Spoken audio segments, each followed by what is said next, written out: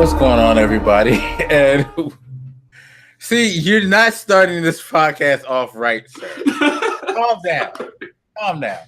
How's everybody doing? Me and my you just fucked this up. I'm here with CardiacSumo, and we're here to talk about Detroit Become Human. David Cage's latest I guess masterpiece or whatever he wants to call it. I have no idea what goes through that man's mind. He's such a pretentious prick, but he makes some quite interesting games. Some that people really, really hate. Some people really, really love. He's very divisive when it comes to his games. That's how you started it off. He's a pretentious prick, and we're gonna talk about this game. No, I mean, there's just, hey, because I know a lot of people watching this are gonna wonder, like, why are you guys even bothering with this? Because a lot of people feel like he's a hack and his games are just have nothing to them or not even worth bothering, which I find very peculiar since he kind of predated the whole Telltale thing, which everybody likes, and there's a lot of similarities between his stuff and the way Telltale does their stuff, with the exception of the episodic way of doing it. But a lot of the things that he does with this game, Telltale kind of bit off, and people don't seem to mind Telltale games, which is weird. But, so, first of all, opinion overall of the game. What was yours?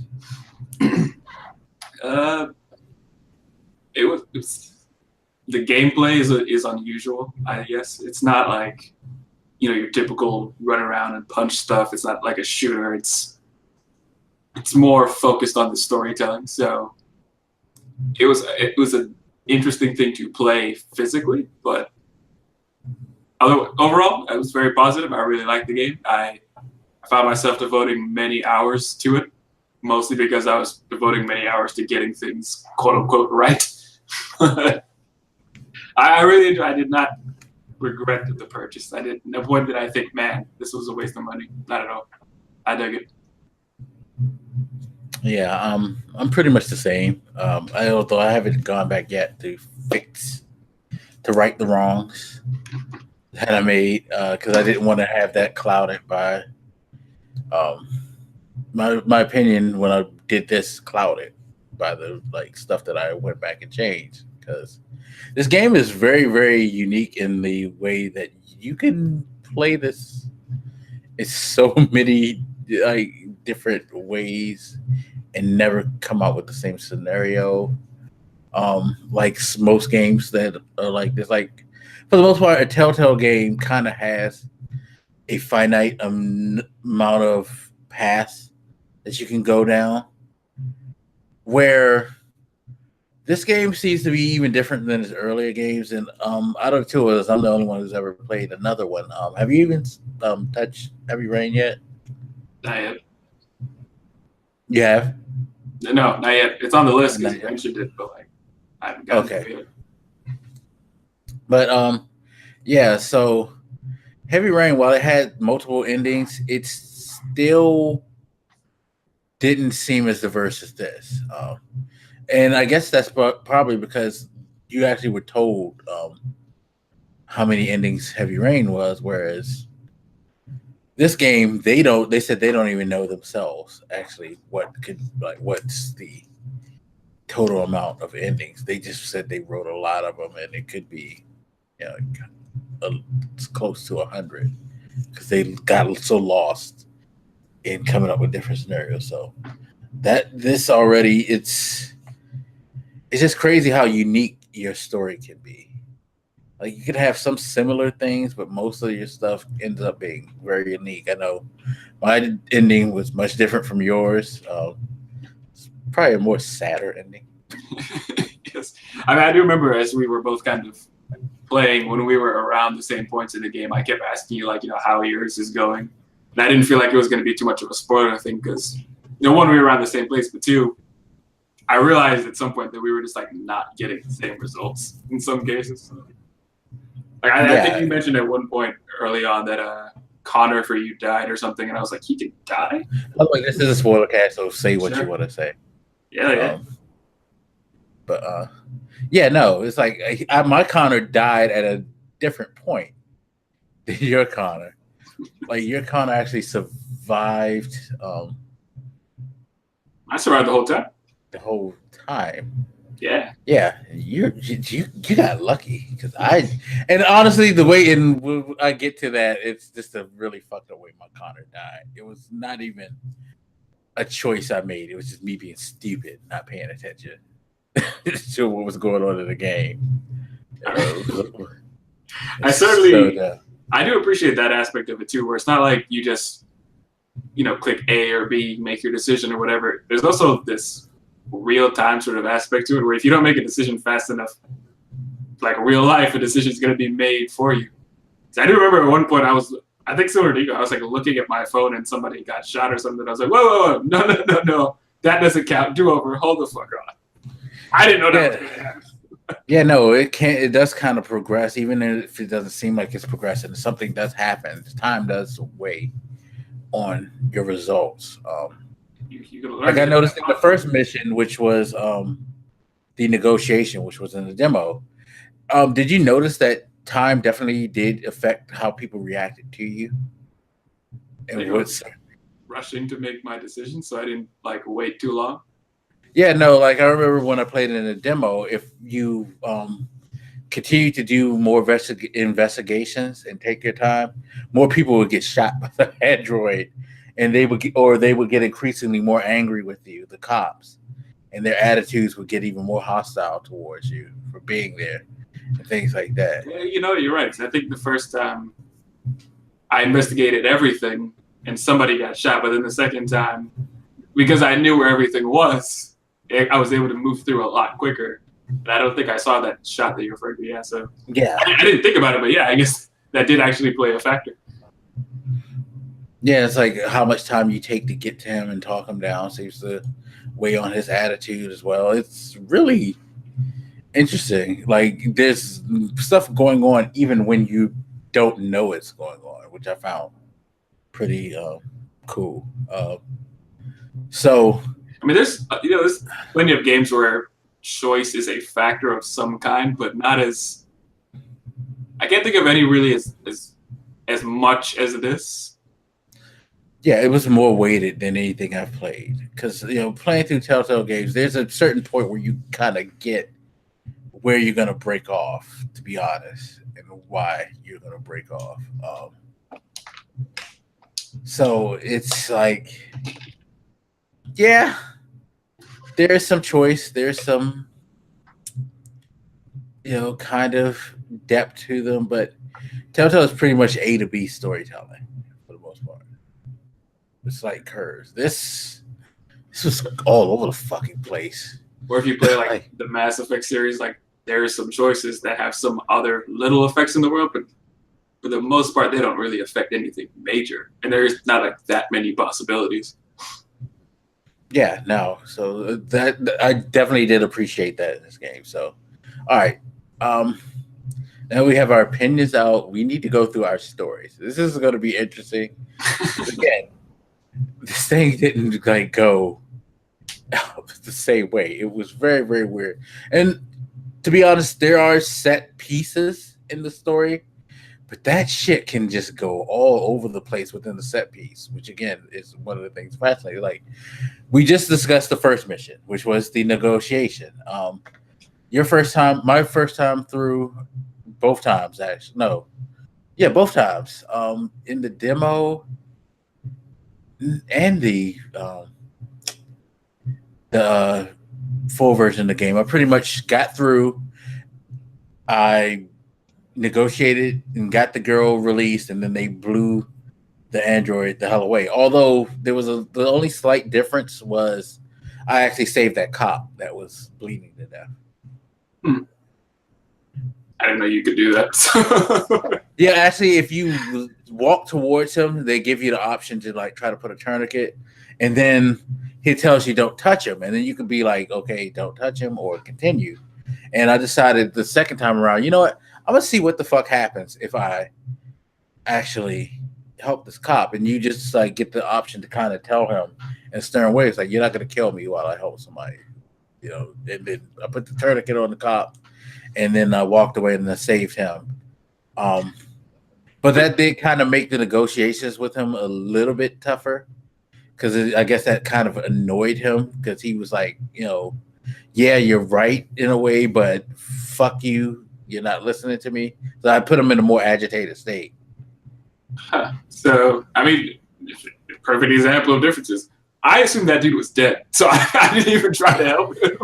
Like, it didn't even occur to me to go over there. You know, you can help him. You can totally 100% help him. Well, now I feel bad because he just bled to death. Yeah, you just let a cop bleed to death. You horrible, horrible human being. I assumed a perfect android would make like a perfect kill shot. Like, I don't know what the fuck. I feel terrible. But so you said you managed to talk him into letting the little girl go. Yeah, that was at least one of the things you tried. And giving him up, and then they blew away, which I thought was kind of fucked up. Like, yo, he just gave up. Can't y'all just like put him in android prison? So you guys who haven't played, like, you could think of these like scenarios as like chapters in a book, I guess, if you wanted to. Like, this is part 1 or whatever. He just described 2 different ways that he had his end. I think I did at least 2 or 3, and none of them were like that. So at one of them, as Connor, I sacrificed myself, so I like got close enough, and then I just kind of shoved him away or whatever, and he like shot me on the way down. The second time, I just like shot him in the head or something, and then he fell off. So right there between the 2 of us, that's at least 4 different endings for that first spark. Yeah, see, and I'm curious if there's an ending where the girl dies. That'd be fucked up. It probably is, but considering how my game ended, this game is fucked up enough to do it. Trust me. So yeah, so that was chapter 1. The chapter 2 was Marcus walking around. Yeah, I guess you get introduced to him. Yeah, I can't remember. Were you introduced to Marcus first, or were you introduced to Kara first? I thought it was Marcus. Yeah, I thought so too. Yeah, it was, because his scene was kind of like the movie credit scene. So yeah, it was Marcus. Because after that, you got the whole credits where they showed the androids and the segregation where androids had to get on the back of the bus. Like, yo, David Cage, again, this is why I can understand why people find him a pretentious prick. Because his, like, you know, his messages was way on the nose. Like, gee, we get it. This is kind of like how they treated black people in the United States. Put them in the back of the bus, separate facilities. I see where you're going about how society can still be that way because human beings are pricks. We get it. So is that the scene where, like, as Marcus, you're walking to pick up the paints and stuff? Yeah, you're going to pick up the paints. Okay, so I don't know if you saw him, but there's this dude protesting, like, in that area. He's like this black dude who's kind of like a preacher or something. And I sat there for like 10 minutes or something just listening to this dude. He was just so... Really?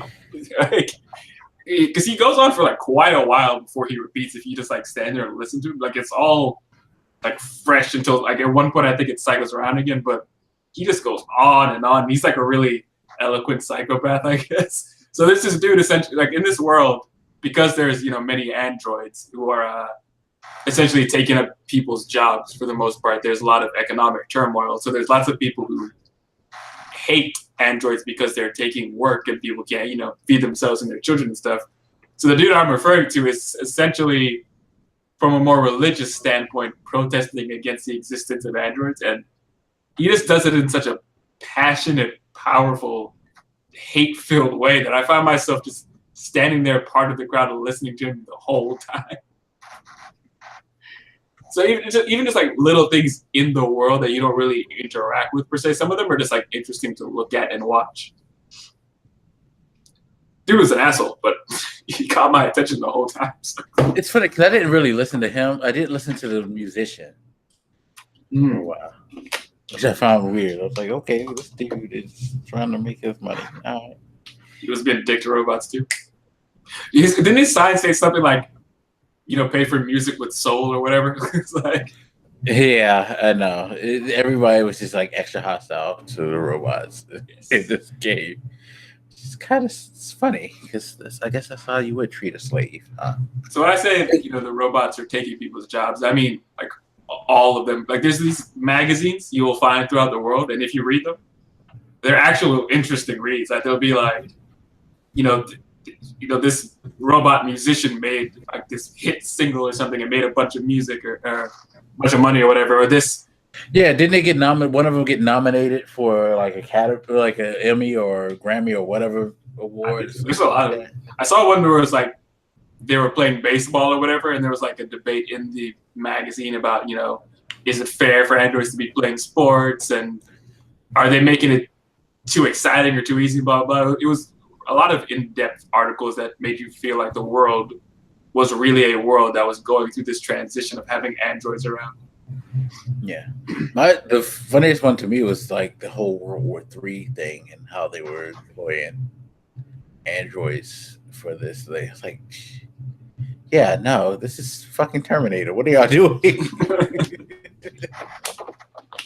So yes, this is a world that is currently having androids permeate throughout it and coming up across a lot of social economic challenges with that in mind. Right. So you'll find that a lot of humans tend to be very hostile because this is a big change. It's not like, in some movies where there's androids, but it's like a million years in the future. So they're just kind of integrated with society. It's probably like a few decades later or something. So it's like, yeah, they're still in the midst of that integration. Yeah, because everybody still wears like, stuff similar to what we wear now. So, yeah. Seems like the older people remember what it was like before that. So yeah. So yeah, with Marcus thing, when he's picking up the paint, he kind of transitions over to his owner, master, friend. I guess. Asshole. Yeah, I'm just saying. I don't know what they would say the official title, but he is more of a friend because he kind of seems to be teaching Marcus a bit about humanity, which oddly enough, this game has a lot of random big people cast in it, such as Marcus, who is Jesse Williams, who is a political activist and actor from Grey's Anatomy, and his friend.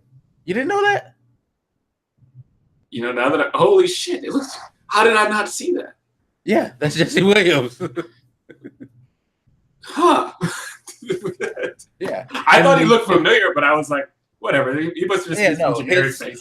Friend was the android from the second Aliens movie, which is kind of a like funny thing. It's like, hey, an android talking to an android about being an android, kind of scenario. Yeah, he played Bishop in the second Aliens movie. Wow. I don't know how I did not see that. I think I don't know, because he was an android in my mind, because they said something about like if you look at the androids in that world, they're all like of a certain model. So like if there's like this one black woman model, there's a bunch of them around. And there's a bunch of Marcus models around too. So I guess because I knew that early on, I just kind of was like, all right, this must just be some idealized image of a person. Whatever. Right.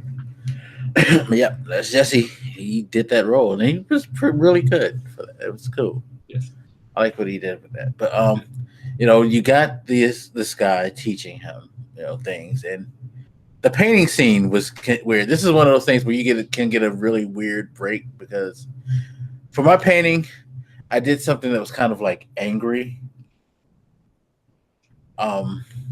So what was your painting? So the first time I tried it, because you're given like these different cues to kind of decide what you want to paint. And I think I misunderstood what it was. I can't remember what my cues were, but I ended up painting essentially this image of Marcus standing behind the old guy in the wheelchair, it was supposed to signify like he feels like he's a shadow stuck behind, like he's a slave stuck behind, his master or whatever.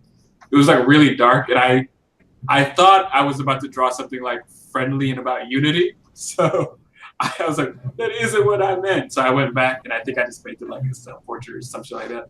Yeah, mine ended up being kind of a self-portrait, but it was just of his face with an angry, hostile look on it, and like it freaked dude out because he was like, "Oh my god!" Because like in the background of it, it's just like it looks like fire and shit and all that. So yeah, He said something like, "Oh my god," to my first painting like that. But then to the second one, it's I think he said it again, but it felt more positive when he said it that time. Yeah. So, lots of options. I don't know what other stuff you could have painted, but it seemed like there was lots of options there. Yeah. It's interesting how you can get that weird subtle reaction too. Because again, you're expecting just canned stuff like okay, I'm just playing through this because it went pretty quickly, that part. You just figure you're just playing through as a transition, but even stuff to play through quickly that kind of seemed like transitions had stuff to come back around from it. So that was crazy. I think by that point, I like what was established as just because the story is told mainly from the perspective of 3 different androids, and they all have these really different relationships to the humans around them. Connor, he's an investigator, right? So his relationships, at least at first, are fairly just professional because he's just doing a job. Whereas Marcus and this old guy have kind of a friend/father-son kind of relationship. Yeah. And when you look at them all, they have their own different ways of interacting with different people. Yeah. Going to the third, of course, her interactions with people, quite interesting. So you meet Kara, who is being picked up by her master at the store. And he takes her, puts her in the car, takes her home, and then runs down the whole her duties, what she's here for, why she's there, blah blah blah blah blah. Take care of his daughter, clean up everything. Just sit out my way while I do my drugs and bitch and moan about the world. She's a house slave, so yeah, she would definitely be the house slave. So you get to meet his daughter. What was the girl's name again? Alice. Alice. Yeah, like from Alice in Wonderland. Yeah, I know. And Alice is really shy and seems sad and all of this. You find out pretty quickly why, because Todd, her dad, is just an abusive, like angry fuck, jerk, asshole, who the girl's drawing like crazy pictures of him doing like wild shit and all of that, and just straight up disturbed by him. Kara, of course, being the new android, is kind of oblivious to this, even though she runs into stuff. Like, okay, so what stuff did you discover with your Kara first time? Because I think I had a really way different discovery path than you. I remember when I was like, as Kara, I was walking around cleaning up. I remember at one point, I went into the laundry room or whatever to load up the laundry and dump in the detergent or whatever. And in the detergent was like red crystals or whatever. It's like this drug in that world that they have. And he saw me get it. So he came up and like choked me. He's like, "You don't mess with my shit or whatever." And I'm like, "Bro, I was just cleaning. You're the one who drugs all over the place." But I never knew you can go into the laundry room because I never went in there. Damn. Okay. Yeah, that's where he keeps some drugs, I guess. He keeps them all over, but like you just discover things about him.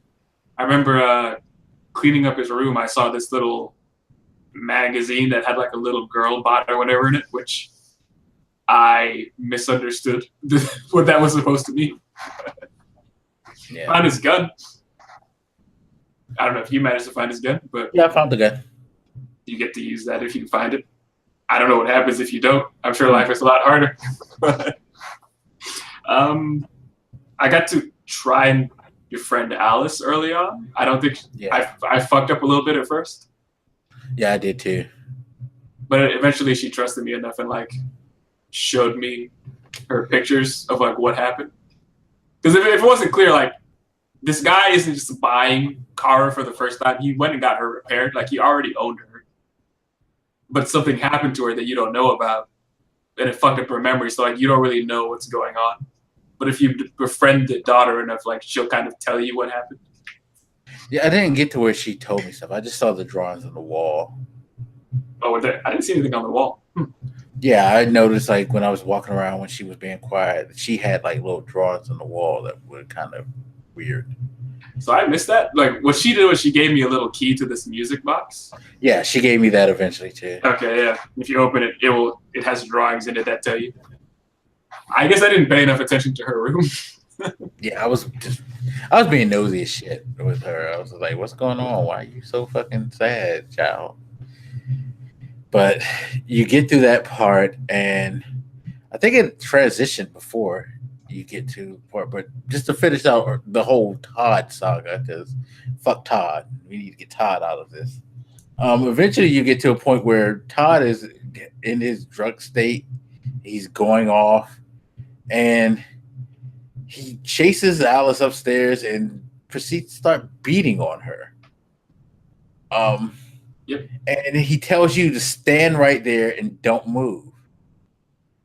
Now, you don't hear you hear him yelling and stuff like that, but you don't know how bad he's getting until you hear a little girl scream. And at that point, I just hit the sticks. Yeah, he's on drugs at this point, by the way. So it's like, yeah. So here's a question: did you try to stop him before he went up the stairs?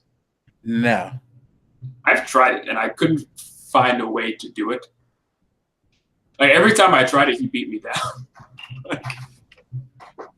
Yeah, see, no, I just stood there until like I heard her scream, and then when I hit the sticks, it started the whole okay, you're starting to turn thing, which they have this term in this game, if you don't know, called becoming deviant, which is basically the androids going against their programming and developing a different level of consciousness and just being defiant in ways that humans don't expect them to be.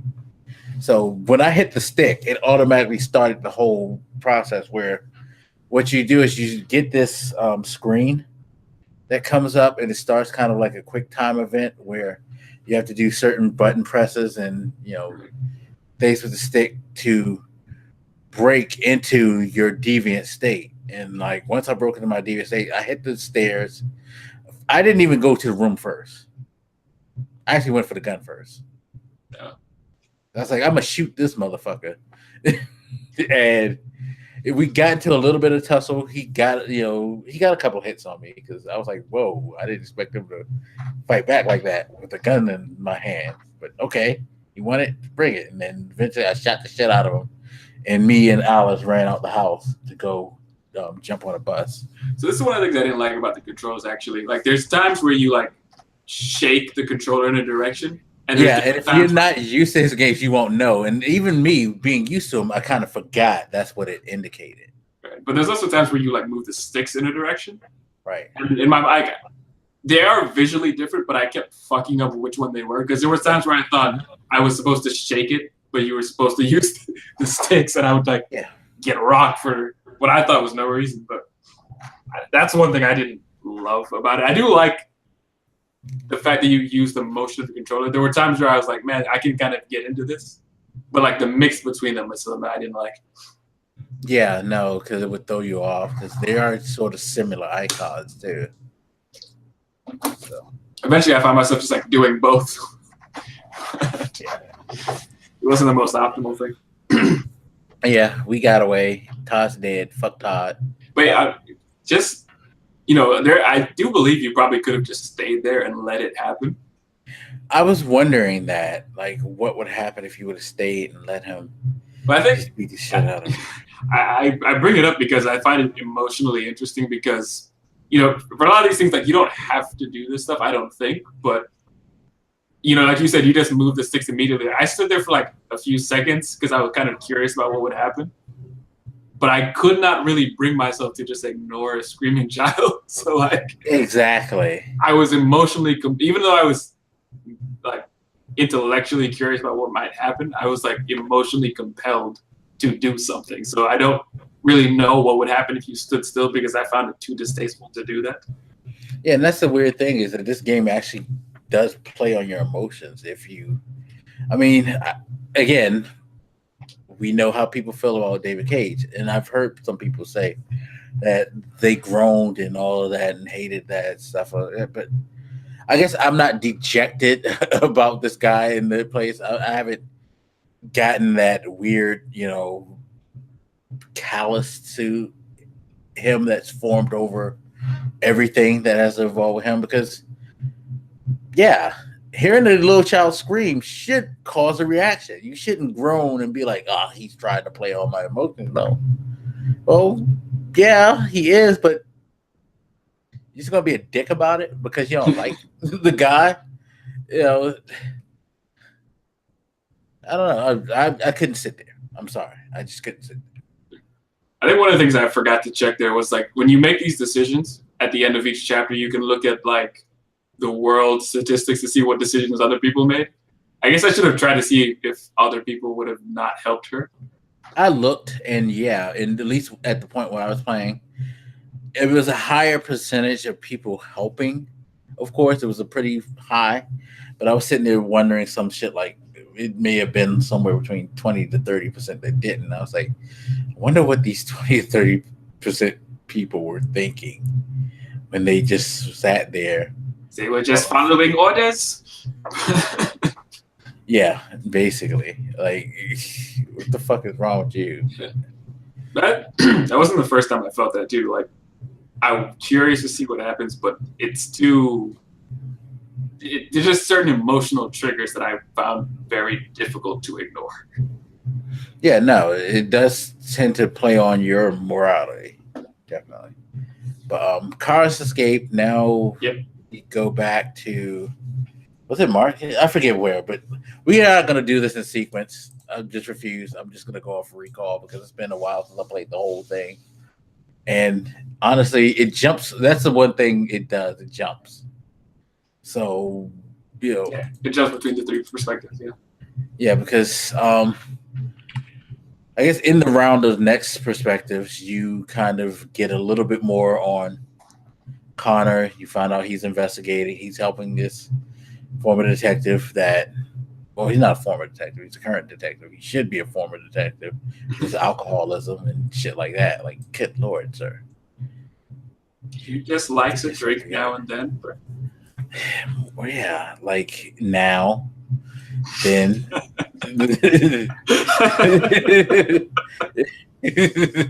Like, yeah. I mean, shit. But you meet him. He's of course belligerent. He don't like you. You're robots. I hate you. I can't stand you. But he reluctantly has to work with Connor on an investigation of a murder. They go to a murder scene, and you find out that a deviant android killed their master. And again, this is like David Cage really pushing his whole point. That whole scenario, they're looking for the deviant. You do the investigation thing. You eventually find the deviant. And it comes to find out, like, yeah, dude was abusing the fuck out of this thing. And the thing was just like, no, I can't take it anymore. And it fucking killed him. Which weirdly feels appropriate. You certainly do feel some sort of sympathy toward that machine because his owner really was torturing him, like for real. Like burn marks and beating him with it. He was trying to kill him at some point, right? Like he was trying to kill him with like a knife or a bat or something. Yeah, and that's when things like, no, I'm not doing this. Connor being the asshole that Connor is, it's just like, nah, I'm just doing my job. You got to go to jail. Although there were some options that you could have picked, I guess, to kind of swayed him at that point, but I wasn't swaying at that point. I was like, you know what? Let me see how far I can go by the book with Connor. Because I just naturally assumed that everybody had a turning point. And it felt like this game gave you like the option to turn at any time. The game, I feel like even if you didn't do anything with Kara, there would be a moment where you can get there. So with Connor, you were really trying to actually do his job for him. Yeah, it was like I was kind of showing empathy but I was like, I gotta do my job, bro. I'm sorry, because I'm a cop. I gotta do my job. I think after that particular chapter, I stopped trying to do my job. Like, I found myself too empathetic toward the machines that we were hunting to fuck with them too much. Like, I tried to help them as far as I could without like completely blowing up my own cover. Yeah, and I think that's what I did. I kept kind of skirting the line. Like, I'd be like, I understand, but I gotta throw you in jail or type thing. You know what I mean? The perfect example is there's this chapter where you're playing as Kara and you have Alice with you, and you're like in a. Actually, I don't know where you are because there's many options. I was in a hotel. This is like where you're in this area and you have to find somewhere to stay. Yeah, like after they escaped, they had to find a place to stay. Right. That was pretty interesting too because I got fucked up there too. So what I did in there was I used Alice at this store as a distraction so I could like steal shit, and I like stole some money, and then we got a hotel for the night. But in that chapter, wait, she could have distracted. Shit, if I would have known that, I would have just stole the money. Because I tried to like steal her some food. Oh no, and I still caught me, and he was like, "Nah, you gotta get out." Did he know you were an android though? Yeah, no. Okay. Because we'd pop the things. Oh, I don't think you were able to pop it before you met him.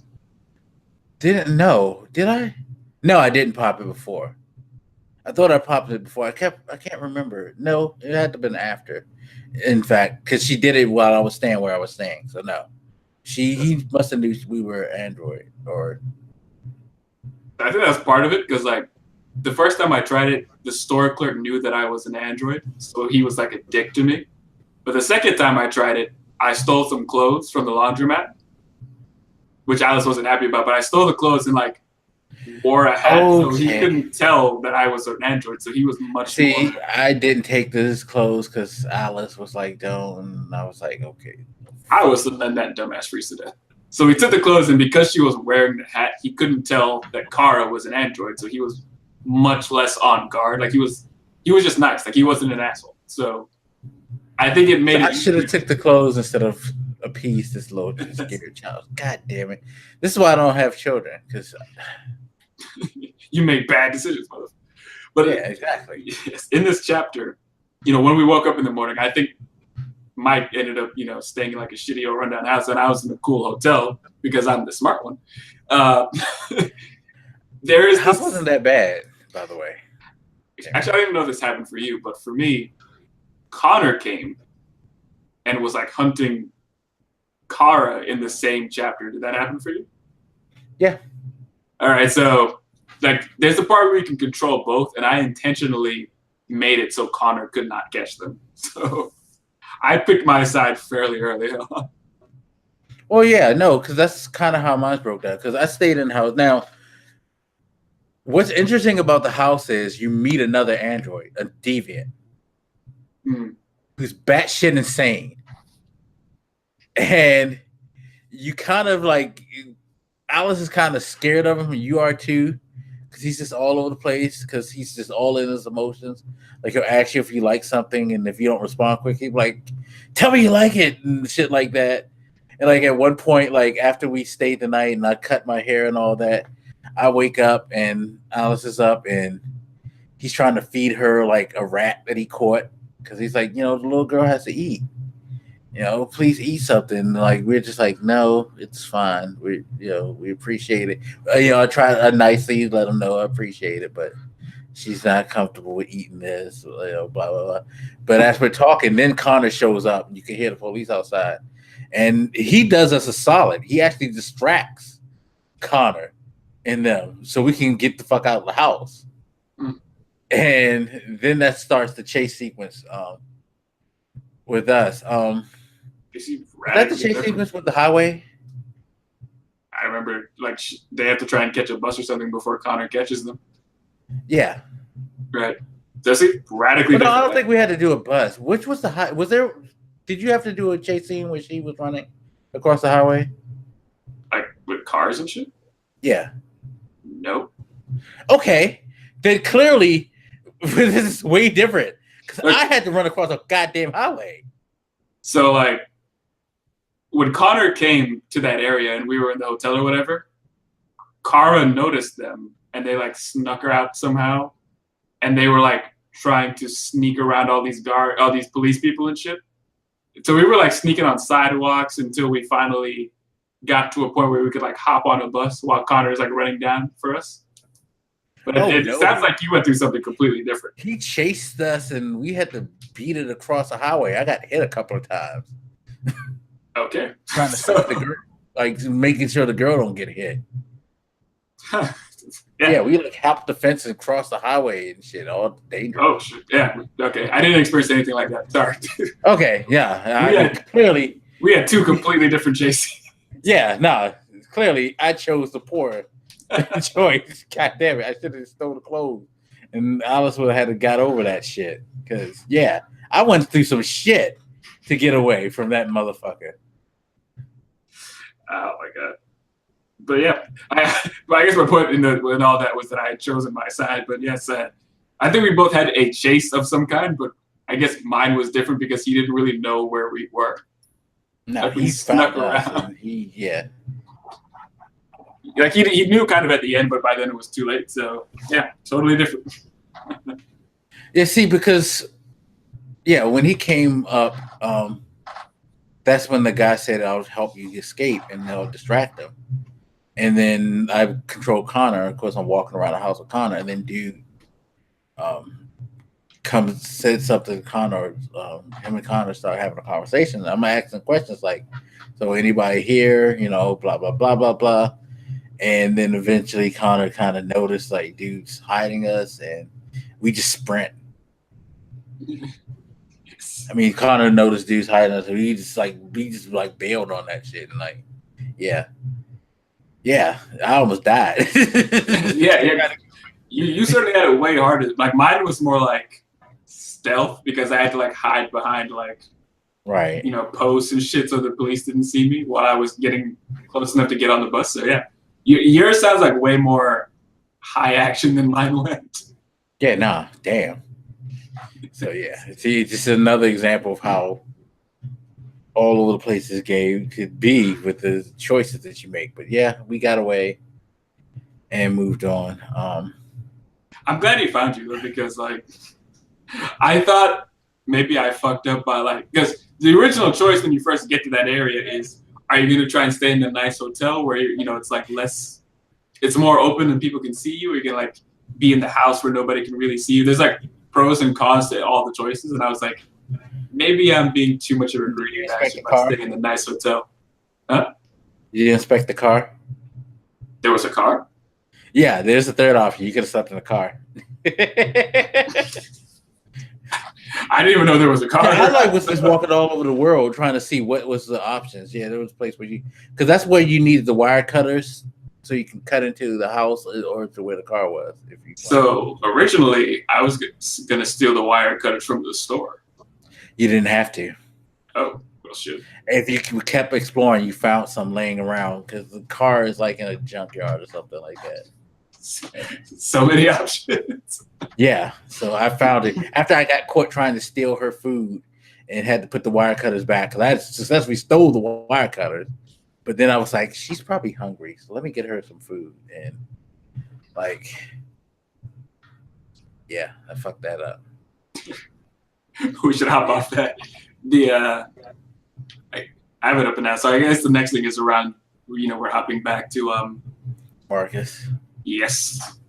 This is Marcus's, which was very weird. Basically, Marcus is, talking to his master. Before that, though, his son had come and visited him after the painting. I forgot the son visited him after the painting, and then you find out, Marcus's friend's son is just a loser prick. And he comes back around, and you find him trying to steal some of his father's stuff.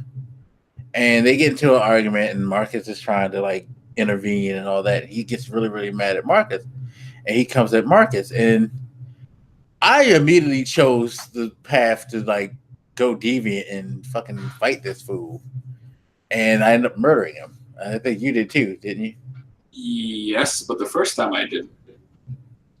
I'm trying to remember what happened the first time I just kind of let him do it or something. Yes, the first time I let him do it, but the old man has a heart attack and he dies. Oh shit. So what happens is the police come in, they see the old man dead, and then the son blames me and the police shoot me. Oh yeah, so I'm glad I killed the son. Fuck that shit. I went back and corrected that shit because I was like, because the only reason I was like not punching him is because I didn't want to upset the old dude. But I was like, well, if he's gonna die anyway, I'm gonna kick this dude's ass. Nah, I was like, fuck you, your ass. I didn't know he was gonna die, but I was like, I'm okay with him dying. I didn't think he was gonna die either. But when he died, the dude was like, Marcus, they're gonna kill you. Let's go. And then I decided I'm gonna stay and explain. I should have just bolted. I wonder what would happen if you tried to bolt. Yeah, I wonder if you could avoid what happens next to Marcus, because what happens next to Marcus is he's in a android junkyard, I guess. Yes. So you did fucked up. Both ways we did. I guess we both got shot, and we wake up in a. It's a junkyard, I guess. I was thinking it was like this weird graveyard for androids. It's a very uncomfortable scene because it looks like just a bunch of body parts all over the place and like mostly dead / half dead androids malfunctioning in this. You know what? Maybe the analogy is too far, but it makes me think back to those old Holocaust photos I would see when we were like younger and in school, where they like piled up the bodies. It made me think a little bit about that. Maybe that analogy is a little uncomfortable for people, but just visually, that's kind of what it. No, it was creepy as fuck because those things were like they weren't dead, all of them. Like they were like you just saw these broken bodies moving around and looking like some things missing their heads, and then you had the ones that were just in the pile stuck that were trying to get out and grab you and all types of crazy shit. And it's like, yo, it's like a fucking. I think that's what made it sadder too, because it was like the humans didn't even bother to really deactivate them. They were just like, this is garbage now. It doesn't matter, and then just threw it in a big pit. Like they didn't even give a fuck about humanely kind of ending these machines. Yeah, like hit the off switch at least, shit, or whatever. Like, but no. So you're trying to recompose yourself, which I spent a minute trying to find the right components. Some of your parts are fucked up as Marcus, so you have to like you have to like find other machines parts to like stick in yourself so you can function again. And there was a couple that would say, please don't. And then I would be like, all right, I won't. Even though I probably should, because in hindsight, kind of is cruel not to when you think about it, because these things are just going to be sitting here in this pile struggling. Yeah, I definitely did that shit. I was like, I don't know what this place is, but I gotta get the fuck out of here immediately. And one of those bots told you about Jericho, actually. So yeah. So you got the idea of Jericho in your head, and then you climb out with your boss leather jacket that you find just randomly hanging someplace. And I guess you don't really know what Jericho is yet, but Jericho is supposed to be this place where like androids can be free, right? Because you got to understand this idea that androids could have like their own free will and stuff. Yeah. I'm not even gonna say it's new. It's like it's unheard of until like the start of this game. So the very notion is like very scary to humans. Yeah, it's just like to them. It's this weird phenomenon that's going on where androids are now becoming more deviant by the day, and what does this mean? Is this a threat to humanity? Blah blah blah blah blah. So yeah, people started to get really panicky over this, and public perception is actually like one of the factors that affects how the game goes for you. So it's one of the things you probably want to start paying attention to from like around this point in the game. Yeah, it definitely has an impact on things. But Marcus escapes and he's going to go find Jericho. Get back to Connor real quick to finish up his part of this game. So he's investigating the android, and you had options of how you can play good cop, bad cop, in the middle, and all that. I chose to start off being good cop, and then I slowly transitioned to bad cop, and then pissed this thing off, and it just like murdered the fuck out of me in front of the humans watching in the investigation room. He killed you? Yeah. Oh shit! I didn't know you could do that. I applied pressure, I was like, because it kept saying that his thing kept getting up to a certain percentage, right. And once it got to that level, he just like spazzed out, fucking murdered me, and like shot. I think he took my gun or something and just shot the fuck out of me and shot himself. And like, dude, the like detective and the other cop in the room were sitting there like, what the fuck just happened? He actually did say that. He was like, what the fuck just happened? like they were like all fucking shocked. And I was like, oh, I guess I shouldn't have applied pressure. I should have just let him chill. Yeah. So I guess I just assumed that if you went too far, he would just shut down. Nah, he murdered the fuck out of me, then shut down. So I guess I never pushed it that far because I failed to get anything out of him a few times because I wasn't willing to push him far enough. So he would just like shut down on me and like not give a fuck anymore, not give me any information. Eventually I got him to like say something, but yeah, I didn't know he could kill you. Yeah, no, he murders the fuck out of you.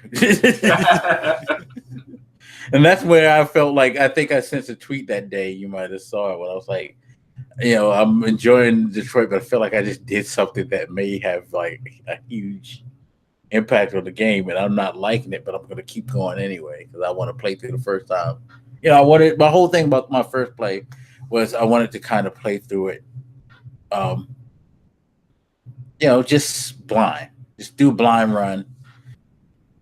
No go back, because I did discover that you can't go back. And it's funny because after that part happened, the next day, I decided maybe I should try this over again. And that's where I was introduced more to just how personable the menu screen is, which is Chloe. For those who don't know, you have this menu screen that has a android as your host. Her name's Chloe, and she interacts with you. She talks to you. She greets you as you come back to the game. She knows what time of day it is because she was like, how are you this evening to me and stuff like that. Oh, I see you're back. Are you ready to continue? It's like, things like that. So when I went into the menus to see like if I can go back and replay a chapter, her voice came in. She's like, well, yeah, you can come here and you can replay any chapter that you want. But I really suggest that you try your first time going through like without making any changes so that you can have your experience. I found out later why she did that, because your first time playing it, you said you went back and changed some stuff, right? Oh, I went back all the time. Okay, so did you get the trophy called Your Story? I don't remember. Probably a way for me to see that, but yeah, if you go to your trophies, you can see. If you turn about your PS4 and go to trophies, you can see it. But you get a trophy for playing completely through the first run without changes, I think. And they call it like, this is your story. Yeah, I didn't get it. Fuck me, I guess. Yeah. So, yeah. So yeah, just a little note, if you guys are gonna play this, you probably do want to play. Nope, I got it. This is my story. Okay. So maybe it's just for completing the first time, but I swear I got another trophy. I have to look myself. Probably. I have a bunch of hidden ones. Because I was a little envious when you were saying like, you just played your way through, because I was like, that feels like the way you should do it, but I can't do it. But no, I really didn't want to do it that way. I really wanted to just go the fuck back and just fix that. Like that part I really wanted to fix, because I was like, at that point you're what, a couple of hours into the game? Yeah. And like it was just internally I was like, no, I fucked up. I got rid of a character already. Because there's permadeath in this game. I guess my thing was like, I got emotionally attached to them way too quick, so I could not even tolerate even small fuck ups, which is why I kept saying like it's taking me so long to finish, because like there would be certain chapters I would literally play over for like an hour or two extra, because I would just try to figure out like, how do I get out of this so that Alice will smile? Like, No, it's some very, and it's funny because I'm looking at the trophies now. There's some very interesting names. yes, but that is the first interrogation that you can do. I think it's probably the only one I got to do because I kept letting my people go. I don't know if you like captured them. I think that was the last interrogation that I did because, mostly I just let them go or they got away, I would say. Like that guy who you had to chase through the cornfields. Cornfields? Oh, yeah. He almost kills the drunken cop. Yeah, and you have to decide, are you going to save your cop partner or are you going to catch him? It's like, I'll save you, drunkie. I feel like I saved him because it would be too awkward if he lived and I hadn't saved him. Because by that point, I felt like that's what was going to happen, but at the same time, I was like, I don't want to risk it because if he dies, then that's. I couldn't say that I liked him very much by that point, so I didn't care too much if he lived or died. But I was like, it's going to be super awkward if you don't die. So, yeah, I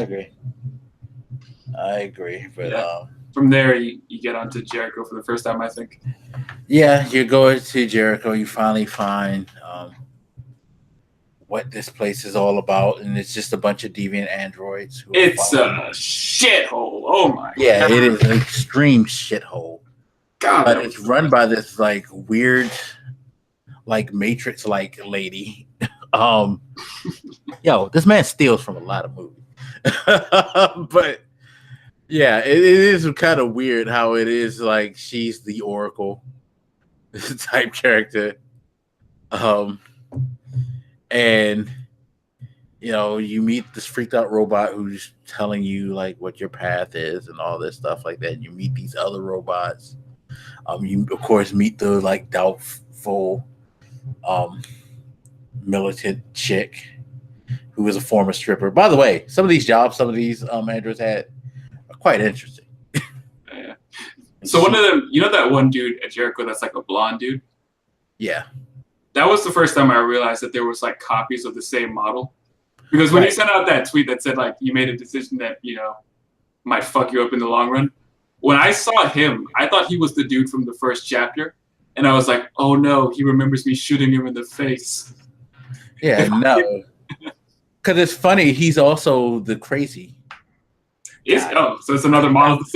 Yeah, because the crazy guy was just kind of fucked up because his face was fucked up. But pretty much to say, and his hair was messy because he'd been living homeless and in rags and shit like that. But it was pretty much about the same dude. Yeah. So he sent out that tweet because I think we were both around this spot. So I thought you were talking about this because when I saw him, I figured somehow he survived. And he was going to be a pain in the ass later. You motherfucker.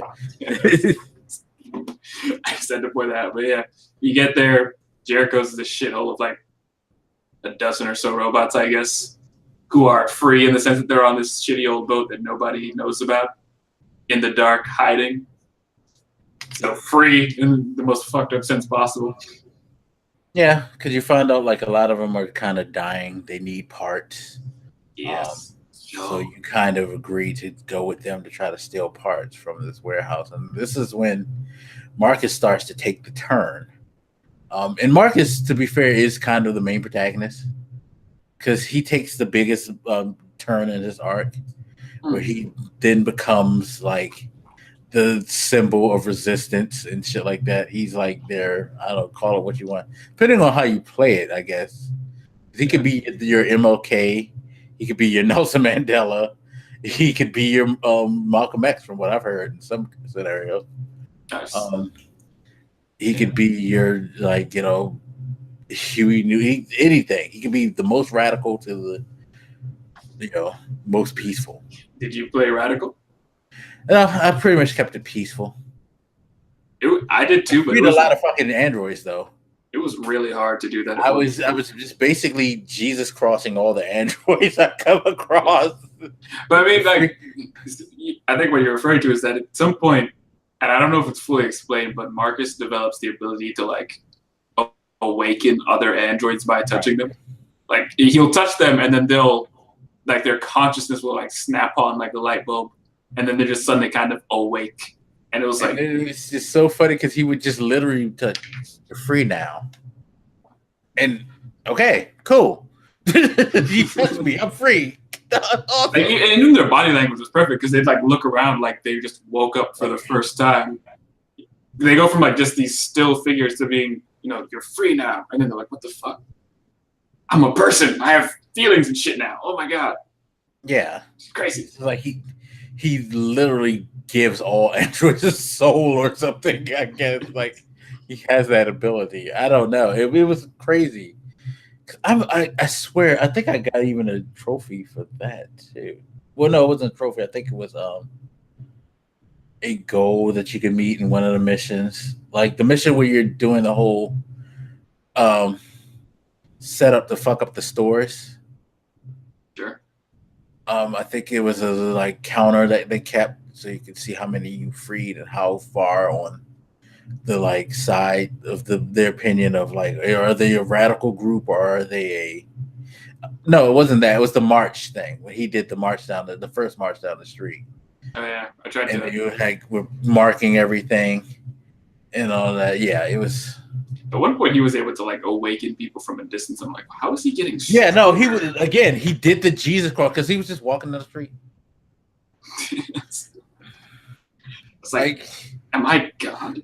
What is this power? Exactly. Like he seriously just had godlike powers. It was crazy. Like I guess his Wi-Fi emitter was stronger than everybody else's. But I see one of those chapters is the nest, but I think that's what you were referring to before. Yeah. That dude that runs through the cornfield. That house is gross. Yeah. But let's see. For you guys that don't know, there's like this android that you try to find, and he's in this house, and it's like not a house, it's like an apartment, I guess, and it's full of birds and shit that android's been feeding. Yeah, which makes it feel like a really sad life because it's like, come on, man, the guy just wants some kind of like connection with something. Fuck. Yeah. And here you come busting all up in this place. I guess one thing we didn't touch on before with the first guy that you captured was this sort of religious aspect of the deviants. Like they seem to have some sort of faith in this thing called RA9, which felt pretty religious. Yeah, and I guess that was just the code, the programming error that caused them to break. Sure. I don't know exactly what it was. I don't think they ever really fully explained what the fuck that shit is. But I just naturally assumed that must be like the line of code because remember when you went and you talked to the creator and he mentioned how he always puts a backdoor, puts a like fail safe to his programs and things like that. I feel like that is what R9 or whatever it was. I feel like that's what it is. Maybe. I mean, that was his whole like cheeky way of setting it up so they can have the option to start to fall into wanting to be more than just androids because it was weird. It did make me think like if we had androids that became self-aware like that, would they start to have religious tendencies like us? It's not something I really thought about before that, but maybe they would have their own sort of Christ-like figures or something. And to be fair, it may not have been a religious thing. It just may have just been like kind of that's just what they remember when, like, you know what I mean? But their behavior was fairly obsessive around this. Yeah, it was notion of this thing that's supposed to free them. Like the first guy that you captured, he had like a little shrine essentially devoted to this thing. Yeah, that's true. I think even the bird guy had like it carved into his wall. No, everywhere you went where there was a deviant, with the exception of the strip club, that shit was there. I thought there was already 9 in the strip club somewhere. I feel like I remember that. Actually, no, it probably was in the dock area. Yeah. Like in the loading dock area, yeah. So, robot religion, interesting concept. Yeah, but it's you gotta like admit, like for them, that's a good like thing to believe in. Like I believe in what's gonna give me my fucking freedom, so I could like be treated right. Because sure, I was not looking down on it or anything. I was no, I know you weren't. I'm just saying you have to think that's a good like way of being like zealot. Like I'm zealous about being free. It made me feel sad too, because it's like the dude who was hiding in the house after he killed his owner, and the bird dude. I'm sure they would love to just be part of society and just be able to like I'm sure they don't want to hurt anybody. They just want to be. Yeah, no. All of them who they were all of the people who Connor were investigating, they'd all committed murder in some form. And all of them had like, especially like, I guess we're just gonna just jump around at this one because there's no sense in staying to this because the thing jumps around anyway. But the strippers were the most compelling to me because you go to the strip club and you're investigating a murder. This guy who's a patron of an android strip and sex club, basically. It's a strip club full of different androids that you can like order, and I think you can have sex with them too. Yeah, you could take him to the room, and that's what he did. He would take him to the room, but he was apparently known as an abusive person because he would like beat on the strippers and whatnot. Which is allowed in that strip club. Yeah, because it pretty much you can do whatever the fuck you want to the android in this world because they're a fucking android. Yeah. So, you know, you're doing this investigation, you going over the body and all that. You find out the path of where the person who did it went, and you run into these 2 female strippers, and you get into an altercation with them. You know, you're fighting. They knock your partner out. They would beat your ass. Yeah, they did. They beat the shit out of you. Damn.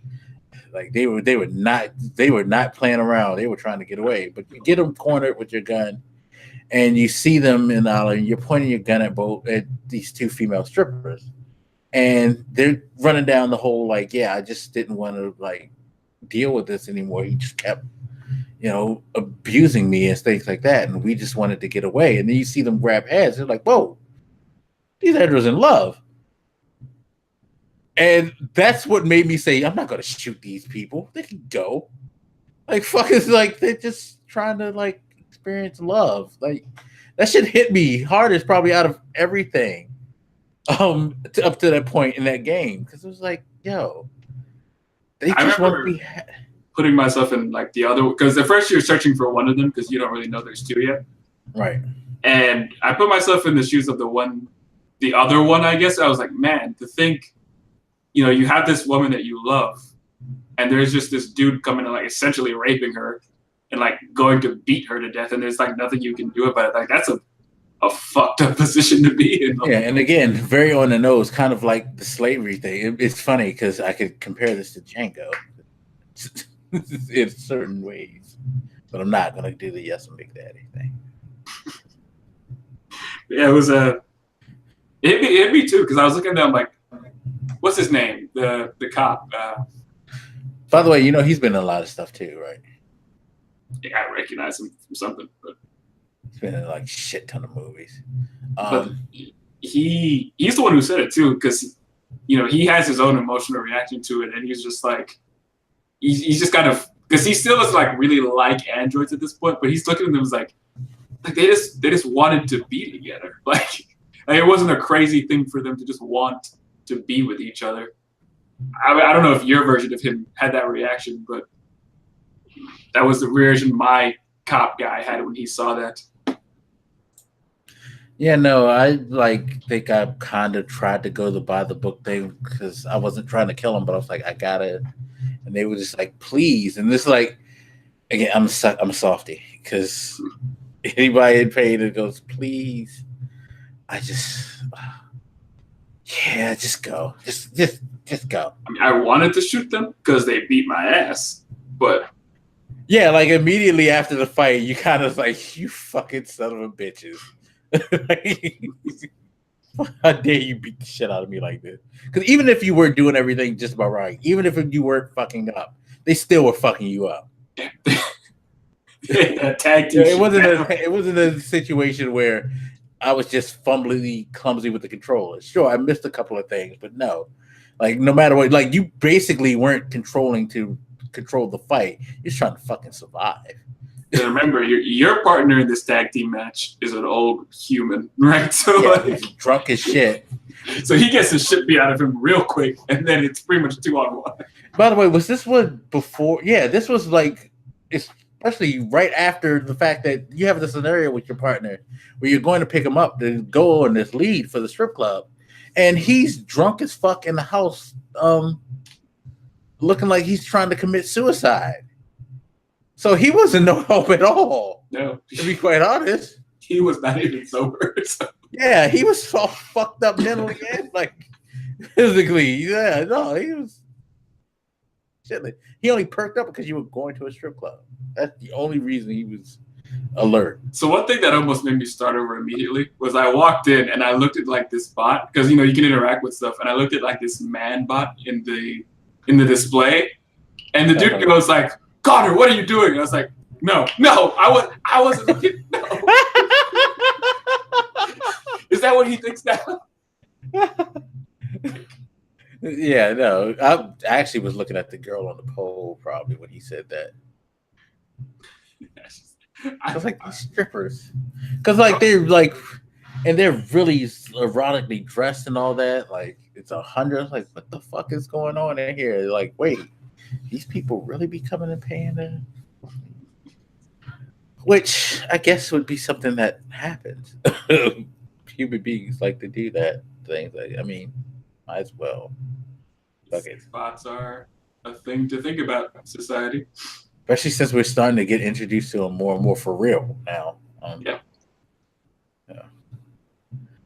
What are you going to do when your sex spot becomes conscious? Awkward. And I was like, well, I would hope that she enjoys our time together. Because I would hate for a sex bot to come like aware and like be like, you're horrible at this. I need to go find me someone else. And you're too small or something like that. Like, what happens if you're that person who has bad sex and your dick is too small for a robot? God damn. I feel like it's the better option to them thinking you're raping them, but sure. I mean, yeah, but at the same time, it's like, well, like I thought, like you probably sitting there thinking, oh wow, hopefully she comes conscious and someone will fall in love with me, and you realize you're not good enough for even though. I mean, even just the fact of what they did for their purpose was to be essentially fuck bots until they broke down and were useless. I made them like that much more sympathetic because it's like they want to love each other, but they're kept as sex slaves separately. It's weird. It's gross and weird. Yeah, almost it is gross. Weird. Gross is like that Zlatko shit with Kara. When I'm assuming this is the place you had to go. So yeah, that's where I went after I did the like whole run across the highway. Right. We ended up finding this house, and no, he picked you up or something. I think we went there.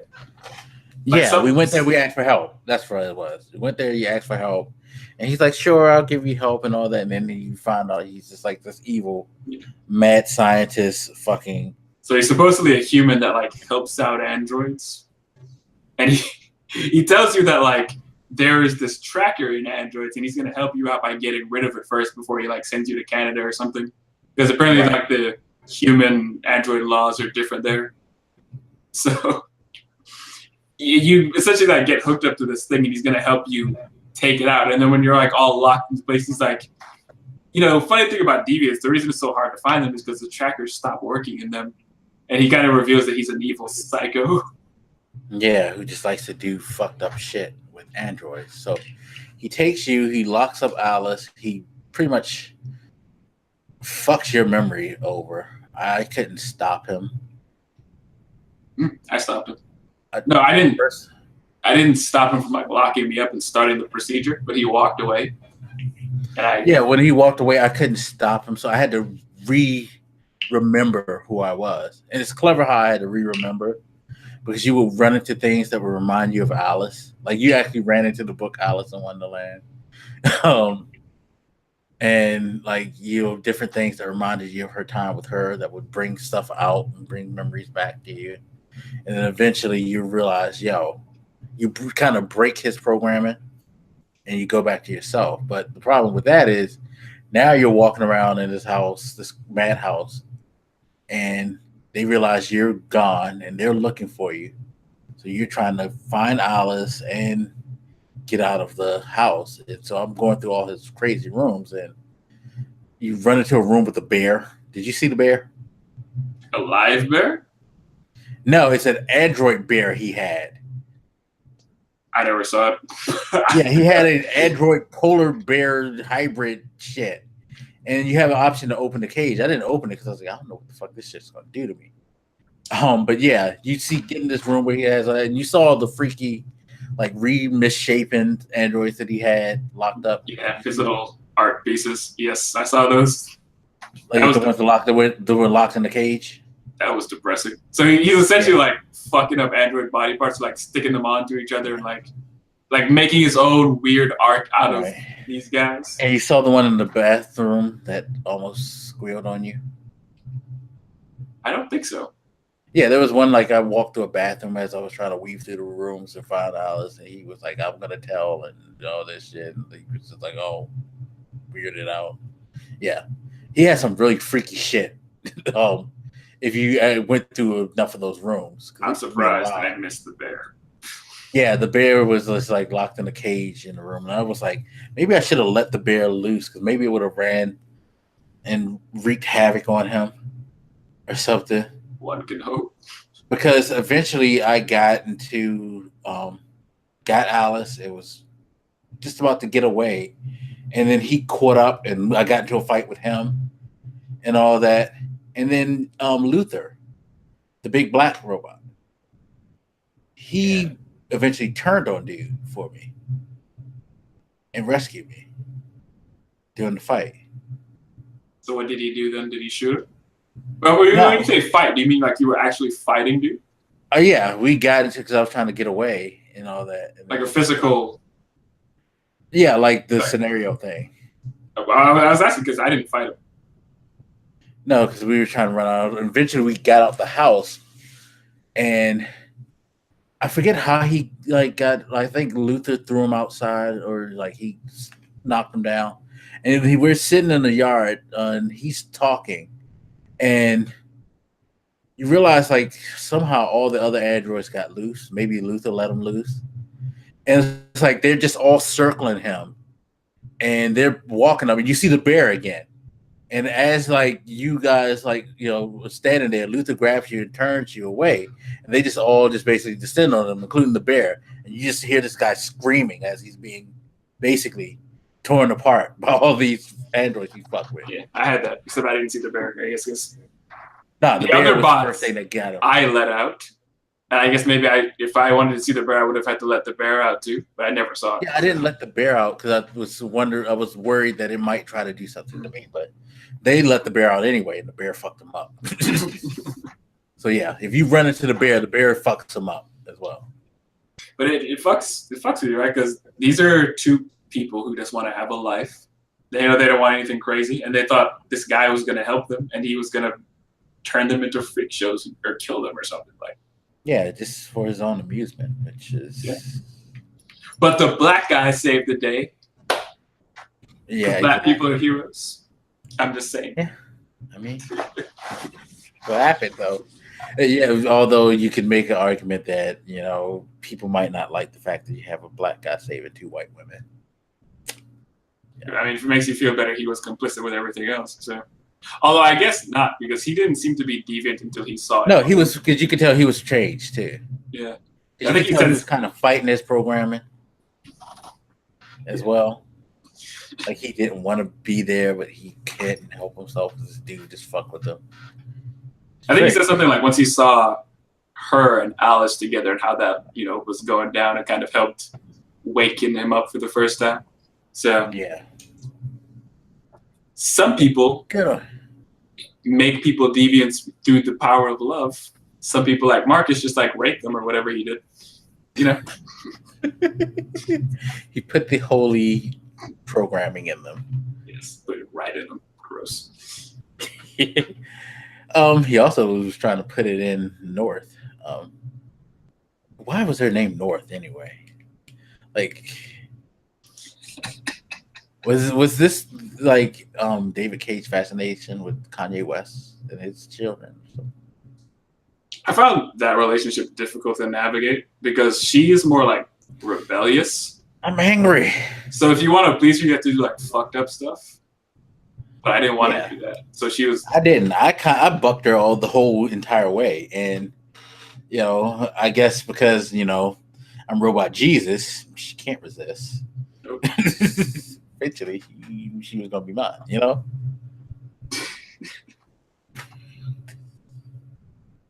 I do like the visual because like he steals somebody else's eye, so like he just has like mismatched eyes.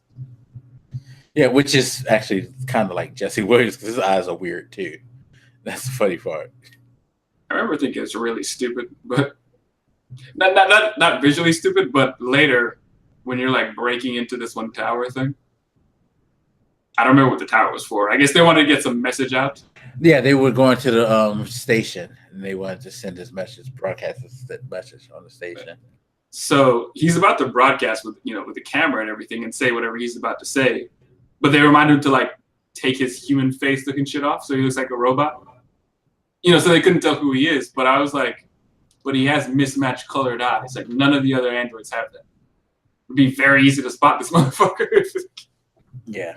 For a bunch of machines, that's really stupid. Although that was a thing that I found weird too. Once they did that, it was like, oh, so they only look like they look because maybe that's how they programmed to think they look, because they all could turn into plain face androids. Yeah, I don't know, like because I don't know if like Kara could like turn into a man or something, for example. Like I assume there's some sort of program thing you can do, right? Because I remember at one part there's like you can change Kara's hair color or whatever after she cuts it. Yeah, I'm assuming yours cut her hair too. Yeah, I cut her hair. So they seem to have like some. Man, that would be so fucking useful to just be able to. Oh man. Anyway, to get whatever hairstyle you want. I'm getting real jealous right now. Yeah, nah, that was kind of crazy, but yeah. So you got Robot Jesus going around saving people. You got Connor, who is also one thing we didn't mention about Connor was the Amanda factor. I hated that bitch. Yep. She was just such an evil person. And she kept pushing me because she would know, like, basically I'm not doing things, like I'm not being hard and by the book completely. I'm showing empathy, and she just kept like, I'm disappointed in you, Connor. I was like, I just really want to choke the shit out of you right now. You're getting on my nerves. Yeah. At first I was like, well, she's a person. Like she knows what empathy is like, but anytime you say some shit that's empathetic, she gets mad. So I learned really quick to, like, when I'm talking to her, act like I'm really about this fucking job. But in the world, I'm gonna do what I'm gonna do, and I'm gonna help people. Fuck that bitch. Yeah. She's the Amanda Waller of your life. Yeah, I made like the mistake of trying to appeal to her, thinking that she had human decency. Clearly, she didn't. She's just like hard ass the whole entire time. Like you get such a little happiness in her every time you try to be a dick. Yeah, like she enjoyed when you did something that was like punishing to androids. Like, you're really evil old lady. But yeah, that was a character I didn't like. But okay, so you're pretty much at the point where all this stuff is starting to converge. You had Kara finally get to a place where she can cross over to Canada. She meets the nice black lady. Which I find again, that whole concept depressing. That's like, if you want to be happy, you have to escape to Canada. yeah, because again, a little too on the nose with the current like state of the United States. But okay, David. Actually, it feels sort of like. Have you ever seen *Handmaid's Tale*? No, I haven't watched it. Yeah, it's kind of like that too, because in this dystopian, weird, uber religious United States, where they're basically like using women as, cum receptacles to make babies, those who can. Um, you know, Canada is the safe bastion there too. It's like everybody wants to get to Canada because Canada, even though the world birth rate is fucked up, they still act like we're still going to be normal people. We're not going to change our values or our ways because we're desperate for people who can bear babies. But it's funny how it works out for the best for Canada in that show, because at the end of the day, the women tend to escape are the ones who can have babies. So Canada wins. Like, they're humane and they get all the babies. Goddamn.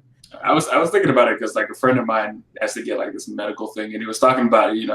It would be easier to deal with in Canada. And I was like, why is it like, especially nowadays because of the political atmosphere? It's like we keep talking about all these Mexicans who want to run up to America, and yet I hear all the fucking Americans talk about how they want to run to Canada. It's like, yeah, exactly. I mean, it makes sense for people from South America to run here because this is the closest thing to something that's probably better than what they're used to. I was about to say, just fucking let them come in. They'll see what's going on, and then they'll just run further north. Yeah, they just keep going north. In fact, if you want to get rid of them, that's what Trump should have did in the first place. Just put them on the border and be like, okay, well, choose which one. And they were like, they see which one, then they were like, oh, we'll take the nice people. Now, fuck the wall. Just build like a big old bridge over the country. Exactly. And they'll just run right over. Spare both of them, spare your ilk of feeling the need to treat these people like shit, and spare those people of having the need to be treated like shit, and just let them go to Wonderland, basically. Depressing. Anyway. Yeah, it's extremely depressing. Yes, but I guess to your point, we pick up with Kara and Alice, and they find this black lady. Is this where this Who is basically Harriet Tubman, because she is constantly helping the android under the railroad and shit. And her son's a dick. Yeah, her son's acting a little bit. He's not a total dick. He just. Remember when I hit you up on Twitter and I was like, "You ever see somebody you just want to kill?" I was talking about him. Because all right, so like the mother, she's like this older black mom kind of lady. She, like you said, she's Harriet Tubman essentially. So she's, she knows what it's like to be black. So she'll help these androids. By the way, before you continue this, she does what we need to be doing, Black America. You know how it's like. So why are you being a dick to these other people? Show your empathy for people who are going through the similar shit that you're going through. Don't be like an American dickhead. Don't be like her son. I mean, exactly. As much as her stance is, she kind of knows what it's like, so she's helping out her son, who is, to be fair, younger and probably hasn't gone through that kind of stuff as much. He's not interested in helping these androids. To him, they're just like robots. Like, why are we putting ourselves in danger with the law in order to help these robots cross the border or whatever?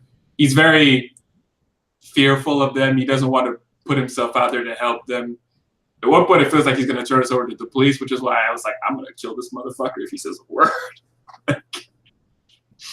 Very self-interested, doesn't care about other people's plights. Yeah. He turns around, for me at least, eventually, so I didn't have to shoot him in the face. But yeah, he realized he's being an asshole eventually. And you could tell part of his worry was he didn't want his mom to get in trouble. Sure. Because they never really established what happens to humans if they help androids, really. Would anything happen? I mean, it's not like being deviant was very common. I don't think until around the time that game starts, anybody really knew what that was. Yeah. Because there's only a few until like. But, you know, when the cop shows up, you know, they have to be very, very careful. And they don't want to get in trouble. That makes me want to shoot that kid. Oh, yeah, because he was kind of being a dick in that He's a shit actor, man. By the way, did you hide everything or did you miss anything? I hit everything the second time. Oh, okay. The first time I missed the magazine.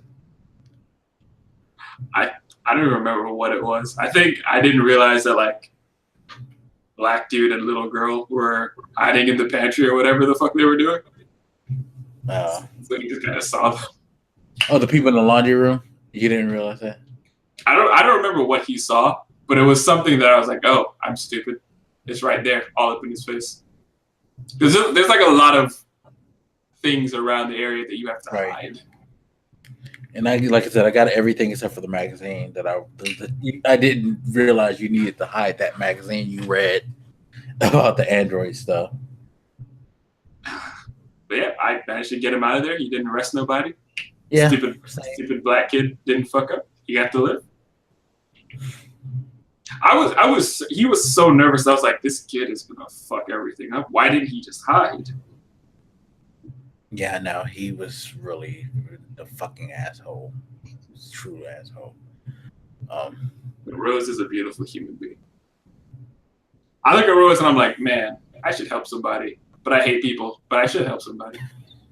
You can help people. You can donate to charities and things like that. Who does that? Me. Whatever.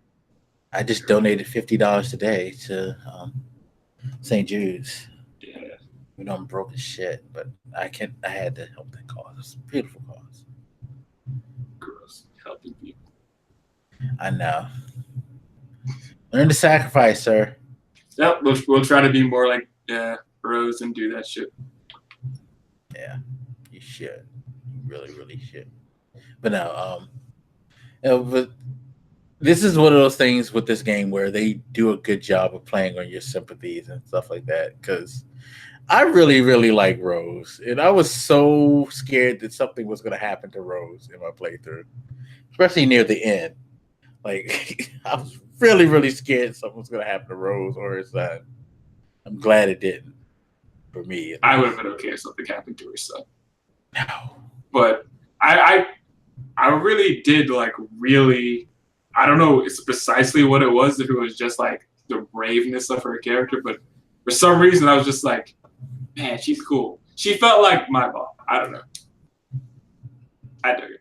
She was a warm, wonderful character. Yeah, she was. She's helping them go to Canada. I think before they got to Rose, though, was that the amusement park? Before Rose? The amusement park thing. How did that go for you? We went in. We found some random. So you guys enter in and you're like at this amusement park and it's snowing, and you essentially have to find someplace warm for Alice to like not die. So I don't know what we went into some like pirate place or something, I think, and we like settled down for the night. Like a pirate cafe or some shit. And then a bunch of, I don't know what they were they Jerry's or something? Like these dudes of all the same model, like smashing through the walls and shit. And I pick up a gun like I'm about to murder these dudes, and they're like, whoa, whoa, whoa. We just wanted to see what was gonna happen. Sometimes like humans come and fuck with us or whatever. So they turn on the amusement park and like let Alice ride stuff. And we just all share this wonderful, beautiful moment of like robo humanity. So they were just so hyped to see her. They're like, whoa, it's a kid. We haven't been able to do our job. They was like, we just want to do our job again. That's all. Yeah, they were all built like as these friendly people for kids to like interact with at these amusement parks. So that was like their goal, their purpose in life, and none of them had been able to fulfill it for years. Yes. I think at first when you walk into the park, there's this one that's like breaking down, and he'll like say some stuff introducing the park, and then he just kind of dies, and it's like, oh, sad. Yeah. I know. But it was a weird, dark / beautiful moment to watch as Alice got to like have a moment of enjoyment for like the first time ever. Yeah, I while know. you're surrounded in the wreckage. Taking this child through this horrible, horrible ordeal. She's starving and cold and scared and just trying to, make it through. By the way, there's a flaw in her story we'll get to in a moment as they break down that I didn't realize until after the game. That kind of pissed me off that I didn't see it and didn't point it out earlier. But yeah, like that was a good moment to have. By the way, Robot Jesus, the scenarios where he had to make choices whether or not he was going to go rogue or not, I found kind of interesting. I found it really difficult. I don't know. Like when you finally realize he's Robot Jesus when they're trying to break into the compound for the supplies, and you have the options of messing with the guards or sicking the things after the guards and all that. Sicking what after them? The converts, I should say. I was trying to think of what I should call them. You can send them after the guards. I think so. There's one where the first one you meet, and he's like, helping you hide. Yeah. I think you could have had an option where he could have been a distraction or sacrifice. Because I think he asked, should we do something? And you'd be like, no, don't. Or like when you're in the thing, you could actually have picked up a gun and shot the guards if you wanted to.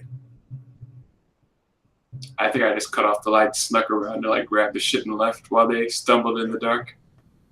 Yeah, I didn't even cut off the lights. I just distracted them a bit, set off noises. Like you left, I got the key, and I walked out before they got back in. Just drive away. I was stealthy. Yeah, but that's the reason I said some of them were difficult, because it's like if you choose to be peaceful and you're not fighting back, there's times where you just lose people and you can't really do much about it. Like some people are sacrificed, I guess, and I don't know what you can do about it if you're not going to fight back. Yeah. That I found sort of difficult because they're all looking to you for leadership. So you have some of them get shot down and they're like, we got to do something. And you're like, no, I'm Jesus. We'll turn the other cheek. And then they shoot you in that cheek too. And then right. Yeah, it was kind of rough because I played the whole I'm gonna stay Jesus angle too, and I lost a lot of people because we're getting now to the point where everybody's making their move to where they're heading to where they're supposed to be, and at some point we all funnel into Jericho. Alice and Kara ends up there. Connor kind of you're Connor. How did you get him to Jericho? I'm curious. How did he? All right, so I guess somebody's getting ready to shut down the investigation for Connor because he's failing or whatever for me. So I have my human sidekick or whatever he is distract them while I go and try to find some evidence so I can piece this together. One last ditch effort. And what you see in this locker area, whatever it is pretty much any of the androids you've killed along the way that you can pump for information. And when I looked at them, I only saw the dude from the beginning, the first scenario, and fuck was it? That dude you interrogated. And there was one more. I don't know where he came from. One more was from the what's his name? The radio station. Yeah. So, there was different ways you could play that, though. So, which one did you get from the radio station? It was the black guy because the blonde-haired guy, when I was Connor, I never went up. I didn't think about going upstairs to investigate where he got shot at and was left. I went up there once again. It was one of the security guards that I moved my Jesus hands over that got fucked up in the mix. Yeah, that was in there. Yeah. I went up there on the roof a couple times to try it out, and I'm pretty sure one time he killed me because like I tried to find him, and then like I find him hiding in this thing, and he just like fires off his gun into me. Like I don't know if that's a permadeath, but he killed my ass definitely. So I never went up there. So after that scenario, all you see at the end is dude up there, holding himself, and he ends up back at Jericho. he by does. the way. Yeah. I let him go because he killed me the first time I tried it. So I was like, all right, I'm going for the black. But no, like, yeah, I never saw him, so he ends up back at Jericho, like, without any resistance or without fucking me up. And so when you go to like find the black android, they're like standing. There's like 3 of the same model, and they're all standing together, and you have to like figure out which one of them. Because through your detective reasoning, you realize that like there's no way Marcus and them should have been able to get in if these guys were paying attention, which means one of these guys helped him, and you have to like determine which one it was. Yeah. And I didn't notice it the first time I tried, but if you look at their body language, one of them is behaving slightly different.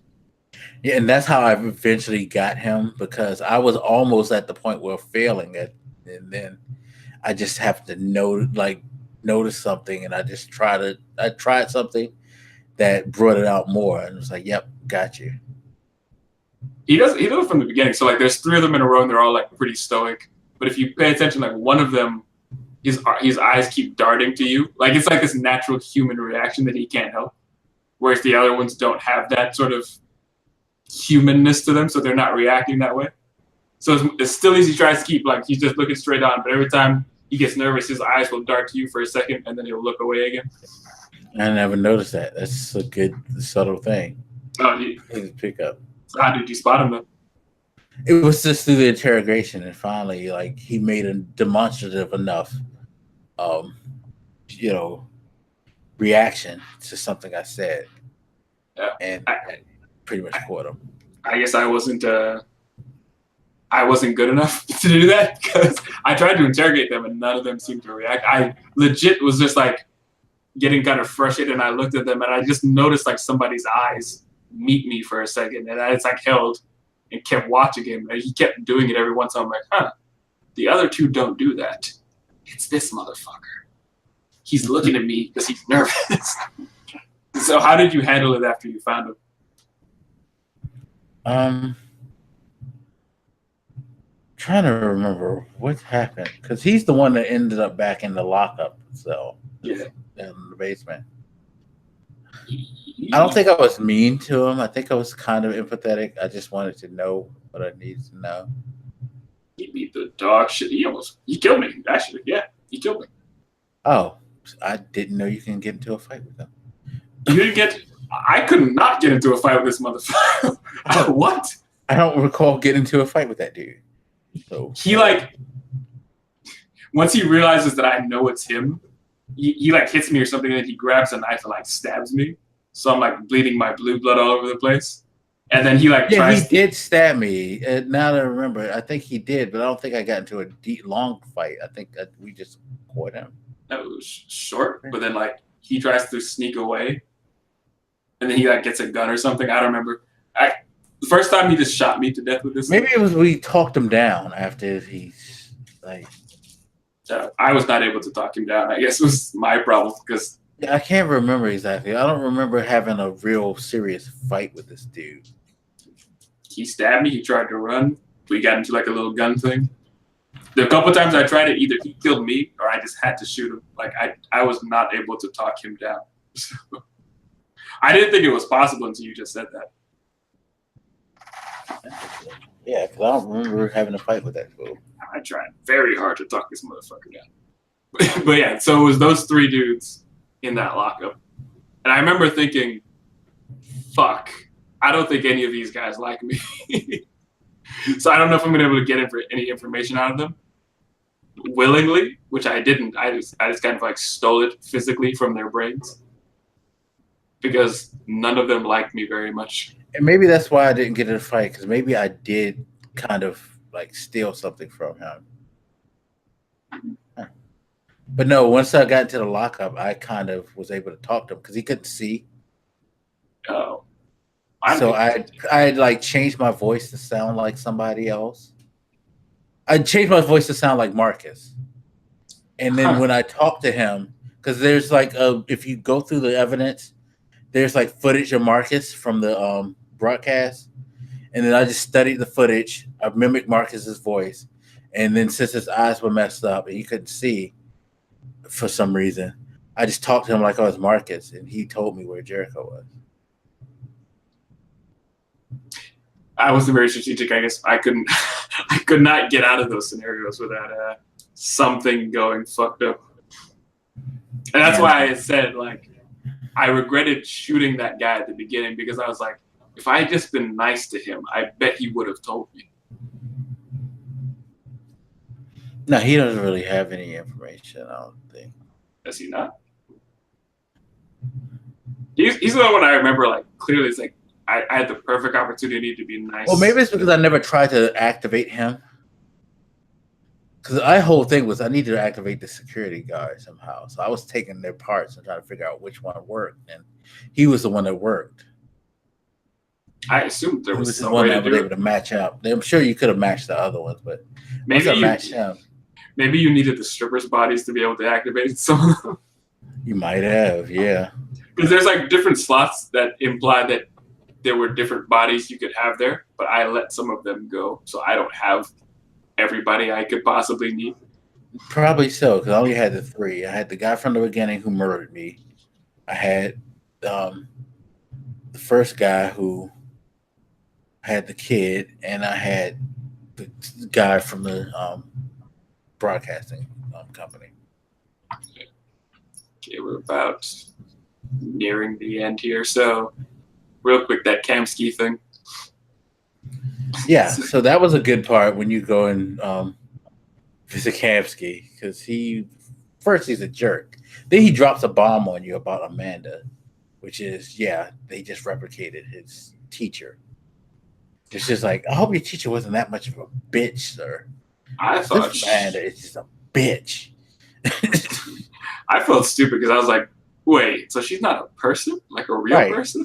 She's not only this, that's what makes it even worse. Like, you're not even a person. You got all this fucking anger. She's not even an android.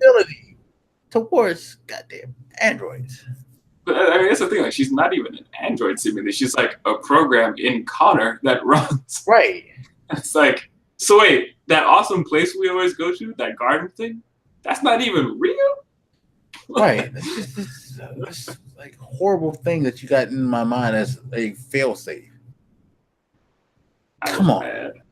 I was like, I had to deal with this. This bitch is in my. That's why she knows how my things keep going. I thought I was just giving her a really detailed briefing or something. Yeah, I thought we were just like, after she was getting a report and she was just. I mean, there was a couple times where I was a little concerned. I was like, how did you know what I was feeling? Like, I don't. She's a bitch, even if she's imaginary. But yes, I brought that up because when you meet Kamsky, the dude who created these androids and stuff, I assume he gave it to you. He gives you this choice where it's like he'll tell you how to. I don't remember what he was going to tell you. Some information you want. Give you whatever you want, but he said you can only get it if you make a decision, or you kill her to get what you need. Right, yeah. Like, you can ask him whatever question you want and he'll give you the answer. But he brings out one of these Chloe units and he gives you, he has your gun or whatever. And he's like, you have to shoot her. If you shoot her, you kill her or whatever, I'll give you whatever you want. Did you shoot her? No. Oh, okay. I wanted to see what was going to happen if you could shoot her. I didn't shoot her. No, because especially since you kind of have a connection to her already playing through the game. In the fucking menus. It's like, I'm not going to kill her. No. We're cool. Like, because it's funny because that part freaked me out when I saw her. Even though I knew that they had all these different versions of androids, I wasn't expecting seeing like multiple Chloes because I just thought that she was just the avatar for the menu screen. It didn't really dawn on me that she could actually be in the game as an android in this world, because the avatar was supposed to be a representation of the world itself, not just something made for the menu. I think the thing that fucked me up was like, I don't even know if that particular Chloe unit was conscious, and I still couldn't pull the trigger on it because it was like, I mean, yeah, and she didn't seem conscious because she was just standing there, like she did not seem afraid. I was like, and like the others were just looking at you like. She should have. That weirded me out too. She should have essentially been the equivalent of a toaster, and I still didn't shoot it because I was like, but you at least feel kind of human, and it feels weird for me morally to do it, even though I don't think you're conscious, because it's like, it still says something fucked up about me if I do this to you, even if you don't actually suffer. Yeah, no, I was just like, nope, I'm not doing that. Plus, he was being a prick about it anyway, so fuck you. Just freak dissatisfaction. This guy who lives by himself with 3, I assume, sex bots. Swimming in he has to be having like, orgies with these things. That's why he has 3 of them. Swimming in a blood red pool and shit. Yeah, like why was the pool that color too? It's a weird choice. But yes, I didn't want to ignore the scene where you got to choose to shoot an android and then maybe didn't. But no, it was a pivotal point because I remember like that was a strong reaction from Amanda too. She really was that's when she threatened me.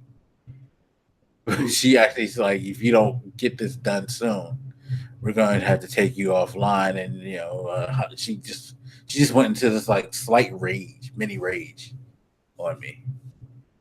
I don't remember her freaking out too bad, but that's because probably you've built up a better relationship. Because at that point, I've kind of been like just trying to reason with her to show some empathy, and I was quite honest, but like, yo, I'm kind of struggling with some of this because, don't you think this seems kind of like wrong? And she would be like, no, and you shouldn't either. And I'm getting disappointed and like more disappointed in you with every moment. Like we had a discussion. That's probably the difference because I was like, anytime I talk to her, like she's like, how do you feel about your human partner? It doesn't matter, bro. I'm about to get the job done. Like that was always my sort of reaction. Yeah, and I would just be like, yeah, he's interesting and stuff like that. Like I wasn't being like overly empathetic, but I guess because I was just kind of being matter of fact of it, she didn't like that because it was kind of like me sitting in the middle. She preferred me all the way on her side. She hated uncertainty. I tried to ride the fence for a second. I was like, yeah, she needs a full commitment. So yeah, definitely. But this is where like we start to. They all, like you said, they converged on Jericho at this point, so we're closing in on the end there. Now, I noticed I got a trophy once Connor found the information. And let me go back into my trophies because I actually turned on my PS4 for this just to see. It is. Oh, I didn't know I found all the clues about him. That's interesting. I found all the clues about my partner when I was in this house looking around.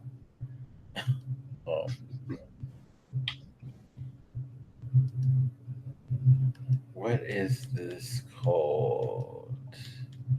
I don't know what it's called, and I find it eventually. Okay, it's called Bloodhound, and it's basically he goes by himself and finds Jericho. So I'm wondering, when you showed the Jericho, he was by himself too, right? Yeah. Okay. So I guess there's a scenario where you could end up with your partner or something. I guess there's a way where everything works out. And you guys get there the way that you were supposed to, or the way that Amanda wanted you to get there. I hope not, because like that human dude is old as shit, and shit at Jericho gets real fast. Right. As it did, to be quite honest, eventually. And it's funny too because your fear of the permadeath when that guy killed you is probably apt. This guy in the tower, because you actually do get a trophy for bringing them all 3 too. Jericho. Yes, 3 of Jericho. So you probably could have like several times lost one, if not all of them. That's crazy. You could have died even before that. Yeah. Yeah, so I guess Connor gets to Jericho and he confronts Marcus, and then I've heard different people do different things, like they try to fight him and shit. I didn't engage in that fight, but apparently that fight could happen. Pretty much once I met Marcus, he convinced me and I became deviant at that moment. Yeah, I've heard people fought him though, so apparently that is a fight that can go down. And does Marcus whip their ass, or did they whip Marcus' ass? I guess maybe they did kill it, because there's another trophy that says, what is it? Scorched Earth, where it says either Marcus or Connor can detonate the freighter. So I'm curious, if you're fighting Marcus and you win as Connor, does he just blow everybody up? Because he's a dick at that point. That shit was fucked up. Like, all these androids, like, in Jericho, free, pretty much in this boat prison. All they're trying to do is survive and like live and shit, even in this squalor they're in. And then the humans just like bust in and like start dropping bombs and shooting people and fucking. They just like rolled in with their troops and just started cleansing the place, bro. It was crazy. Yeah, and it's all Connor's fault because he didn't go deviant fast enough. Yes. Had you probably got there and already gone deviant, it would have maybe have never happened, because they tracked you. Like dude was saying, your tracker goes as soon as you go deviant, but he had already been there by the time he went deviant. So yeah, you did it, Connor. It's all your fault. I mean, a lot of people died. For me, a lot of people died. I wasn't able to save all the people either when I was doing a run with Marcus. Because this is one thing where I actually accidentally went down the wrong path and the cops shot all the people. Like, oh shit, I wasn't supposed to go there. I was supposed to do this. But yeah, I was surprised I survived with Chloe and Alice, by the way, because their shit was getting really thick. How they had to hide in the rooms and all that shit while the cops were shooting down people. Yeah. You had to go the right way. Had to play dead. Right. And all that. One thing of note, though, that happens at Jericho, while Connor has his epiphany and becomes a deviant, and of course North realized how much she loves her some robot Jesus. Y'all have y'all moment and all that stuff. But you find out something about Alice. Now, this is the thing I said that I'm mad that I didn't realize that is a very big plot hole in his writing. And I guess this would be one for you David Cage haters. In the fact that he has issues with writing, and I've said that many times myself.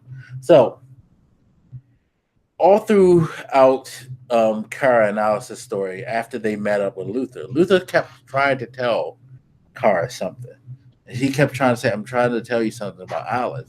There's something wrong. You need to listen to me. You need to talk to me. You need to talk about. Hear me being a dumbass thinking, what, is she sick? Is she dying?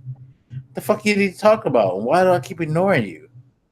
Like, what's going on here? Well, they get to the point and Kara notices there's another little girl that looks just like Alice there. And she finally realizes, like, in horror, like, Alice is not a human girl. Alice is another android. And, like, Luther's like, I tried to tell you, dumbass. Yeah, well, he wasn't like that, but he probably what he should have said was, I tried to tell you, dumbass. You would have listened. This ain't a real girl. But at that point, do you think it would have mattered had he told her after at the house, or like the first opportunity he had? Do you think she would have changed up her attitude? Because she didn't hear. No. You could make the argument that she didn't hear because they've been through so much by that time. But you could make that point at any point, right? I don't think she necessarily would have changed, at least too much, but I don't know. She did seem particularly concerned about biological human shit. that maybe she wouldn't have thought too much about. It's like I think the issue is that I think Alice thought she was human too. Right. So like the things like she's getting sick and stuff. I don't know how realistic that might have been. She might have just been fooling herself into that. Or maybe it was a part of the programming, because once you realize this, you realize Todd bought her to have a child. Right. So when I said earlier that like when you're at that house with Todd and you see that magazine with the little girl about or whatever, I thought that was like a sex thing. So when I saw that, I was like, oh, I'm gonna kill this motherfucker, because I immediately was like, oh, he's a pervert. Of course he is. He's a drug addict. He's an asshole. Of course he's a pervert, especially, you know, during that scene where he like beats on her, because he pulls off his belt or whatever, and I was like, see, I knew he was gonna try to do shit with that little girl. Let's kill this fucking guy before he does some gross shit. So I feel like I just made up my mind about Todd and what he was all about too early, and that made me ignore the obvious sign of that magazine and mistake it for something else. Yeah, no, definitely. As much as a dick as Todd is, I mean, he's a guy who lost his job because of androids and stuff and turned to drugs like a lot of people. Like, he was not always a dick, you know? Yeah. But it kind of, like I said, after playing the game and thinking about it, it kind of pissed me off for him to do this angle in the story, because it kind of made me realize how stupid I was not to pick this up earlier, even without those, like the book being a hint or something like that. Because you know what's the obvious tell that ran through that whole thing that he never explained once to help keep it hidden? I kind of feel like he was kind of telling you either he didn't think about putting this knowing that it could be a flaw, or he recognized the flaw. He just had it decided to see how far he can get us and fool us with it, which was all the way to the end for me. And I feel like a dumbass. Because you know what's the tell, right? What? At no point did you see this girl eat or ask for food. And in every instance where you tried to feed her, something came up and it got interrupted. Even when people would say, come in so you could feed her, like, you never saw her eat Rose's spaghetti. You never saw, like, you know, you tried to steal the candy and it got thwarted. The crazy guy offers her the rat, and of course she's not going to take it, but that's an easy, obvious way to avoid her eating. But yeah, they never discuss food. Every time they would stop and stay someplace, they would just put her to sleep. Huh. I never thought about it, because I mean, there were certainly times where they tried to give. Yeah, because they were like, "We'll leave this on your plate if you're hungry," and like you never see her eat it. I guess I just always assumed she would eat it at some point and just like moved on with my life. Right. Huh. It's like he literally had tells all through that. Yeah, I totally missed it. I remember reading one thing. You know, I was watching a video of like the worst case scenario with Kara and Alice, and in the comment section, a lot of people were like, "Alice is an android," because I guess they either hadn't finished playing yet or they just didn't get an ending or whatever happened with them. Yeah. So a lot of people in the comment section are surprised. You have all these people like, "You fucking idiots couldn't tell she was an android. It was so obvious." I was like, I didn't think it was obvious. Like, I did not figure that shit out until that scene in Jericho. Yeah, it really wasn't that obvious. She was coughing. She's getting hot and getting. I mean, there was one thing that they pointed to. There was like, you guys don't remember when she said something like, you know, "Why do humans hate us?" or something like that. I guess the "us" was supposed to indicate that she meant like us as androids. I was like, that's not and obvious. I never even thought, because I never even thought that, because from a child's perspective in this scenario, everybody up to this point that has done something decent had been shit. You know, I mean, every human being has been shit, yet all the like nice people have been androids. Right. So like when I heard her say us, I was like, for a second, I was like, well, that's weird. But then I thought, well, she's a child, and she's clearly like trying to craft her identity around these edges. Like, it was not obvious just because she said that shit. Like, yeah, because again, think about all the humans that she's had the most interaction with. Fucking Todd being the most impactful. And the only thing that ever treated her nice at that point in her life, before he destroyed it and brought it back, was Kara. And then you got Black Guy and the fucking you got Luther, who's amusement park. They've treated you, great. Every human who's come around you guys, you ask them for help. They even did some dickish shit like that dude in the house, or they just fucking spat at the fact that the car was an android and they want to fuck with them because she was with the android. Right. So like, I don't know. I mean, I can see how people would figure it out, but I didn't appreciate like all the comments in the section of that video. Like, people are stupid. How could you not find it? Like, but this goes to this markish element of the internet and the David Cage haters too, because it's just like, well, I've like hearing somebody talk about it before. He was like, all this stuff is just so obvious, and it's just going. It's like, okay, maybe it is to you, maybe it isn't. Maybe this is just you just being cynical, because I think that helps that with that opinion too. Is like a lot of people are very cynical, and then especially when it comes to David Cage games, so it's hard for them to immerse themselves in anything at all. I find that like it'd be a common trait these days. Like you're so busy looking for something to point at and say that's stupid that you have lost the ability to just play the damn game or just lose yourself in a moment or whatever you want to call it. You know what I mean? And I think that's what you have going on with that, when people say that shit, because looking back, sure, there were tells, like I just said, but as I'm playing this game and I'm trying to save these people, that's the last thing that I'm trying to do is figure out how is this busted. My goal when I see Alice is like try to keep her happy. She's an innocent kid, who's gone through more shit than she needed to.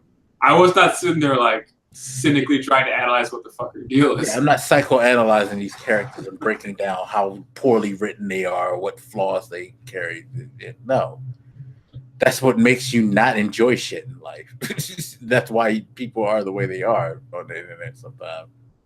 And that seems written fine. Like, it was enough that if you were observant or were looking for something, you could figure it out. But it was also little enough that you could be shocked if you weren't paying enough attention. It was a fine level of telling that. It's a Sixth Sense type thing. The movie Sixth Sense. It's like that. Like everybody who's always trying to say, "Did you not know that Bruce Willis was there?" It's like, no, nobody really paid attention to the red shit until they finally told you about the red shit. Stop acting like you know. You just know because you probably read it, if anything. It's like that. Everybody tries to make that seems like that was such an obvious turn, but it wasn't. I will say I didn't love the fact that they did that. Not because I thought it was badly written, but because, earlier I said there was like a nice difference between all three characters in their interactions with humans. And I liked this concept of Kara, the mother figure to the human child, and this sort of beautiful relationship that they could have. So that was the only reason I didn't like the fact that she was an android, because it's like, it kind of pooped on that particular theme, but it was still good. Like, I liked it. Yeah. He did kind of bring it back, because he did have Luther say, well, she's an android, but think about it. Do you feel any differently about her? And he gave you that option of you being like, you could have been just like, nah, fuck this, I'm mad. But you started to think about it, and you're like, nah. Because I probably would have did the same thing anyway, because even if I would have known from day one this was an android, the way that these androids in this world are programmed, it's the same reason why I've saved all the androids that I tried to save. Because the way they express themselves, I grew empathy for them. So, shit didn't change. it was just, damn, she's not a real girl, but like, yeah, shit didn't change. And I can tell you 100% shit didn't change when I got to the end because, man, did I fuck up. Oh, shit. I'm wondering what the fuck you did. Oh, man. But yeah. But no, so yeah, you get to the Jericho thing and then all hell breaks loose. Connor led them there. Police is murdering them, and they're disbanding. And each three of the characters go their own ways. Connor's kind of like supposed to go and talk to his people and show that he, is still in the fold. Kara's still trying to make the run to Canada, trying to get the tickets to get to the bus and all that. Did you get the tickets? You stole the tickets, right? Yeah. I feel like a dick about that, but I took those tickets.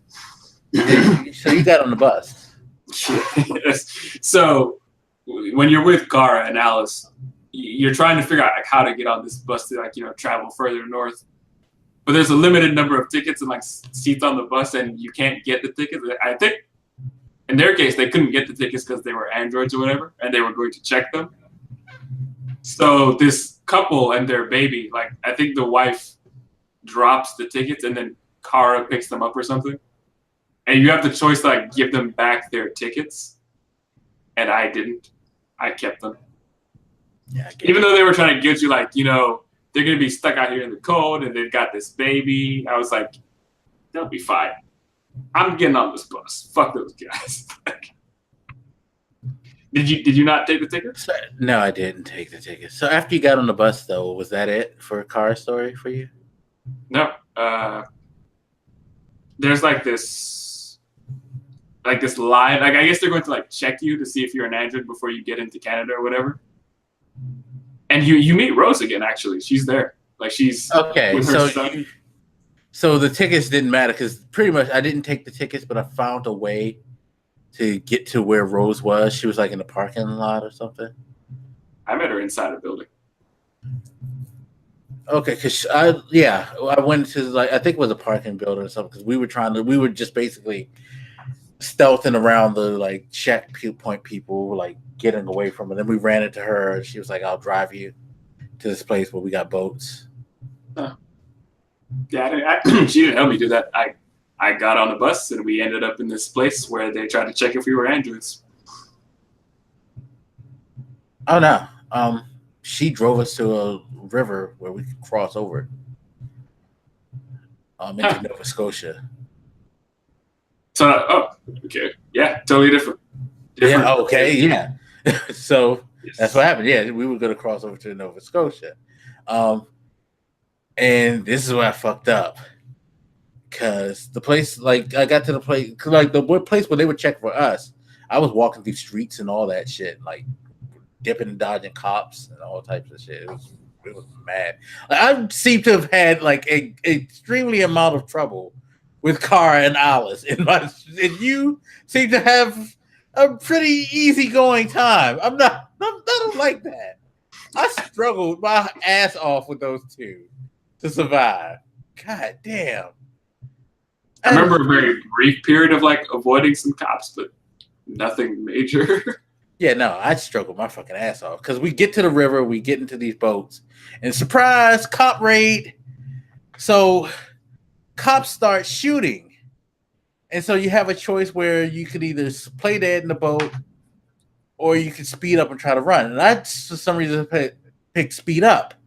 And we were almost there, and then the cops fucked up the boat. And then all of a sudden, I realized Alice has been shot. God damn it. Okay. So the boat shot up. It's sinking. We're the only ones left alive. And the water's too cold. And we may not survive. So what I do is I get out and I start kicking. So in hopes as fast as I can. They had you like do the like mash button thing to do it as fast as you can. Because if you take too long, you would freeze to death before you hit the shore. But I made it to the shore. So that was cool. I get to the shore. And I'm pick up Alice and like we made it, and she's just like, thanks mom, and I love you, and then she fucking dies. Damn. So Carl lives, but Alice basically bleeds to death. The blue blood bleeds out. And she tells you how she loves you. You're like, don't go, Carl. And she goes. Then you put her body down, and you see the people coming to help you into Canada.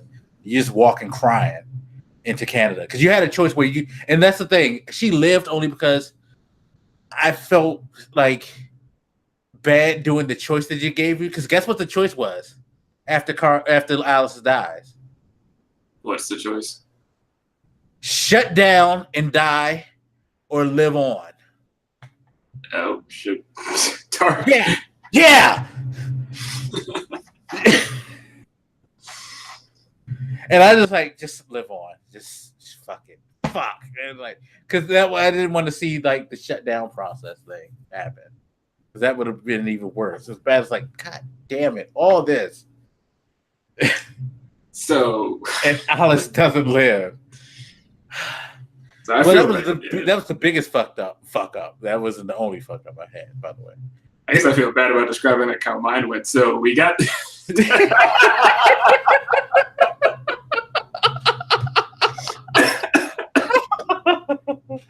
so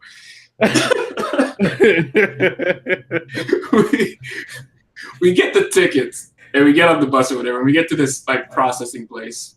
And there's like lines of humans or whatever, and we're all nervous because like right before you get into Canada or whatever, they're like scanning you to see if you're really a human or not. And then we're like, fuck, we're so close and we're gonna get caught here.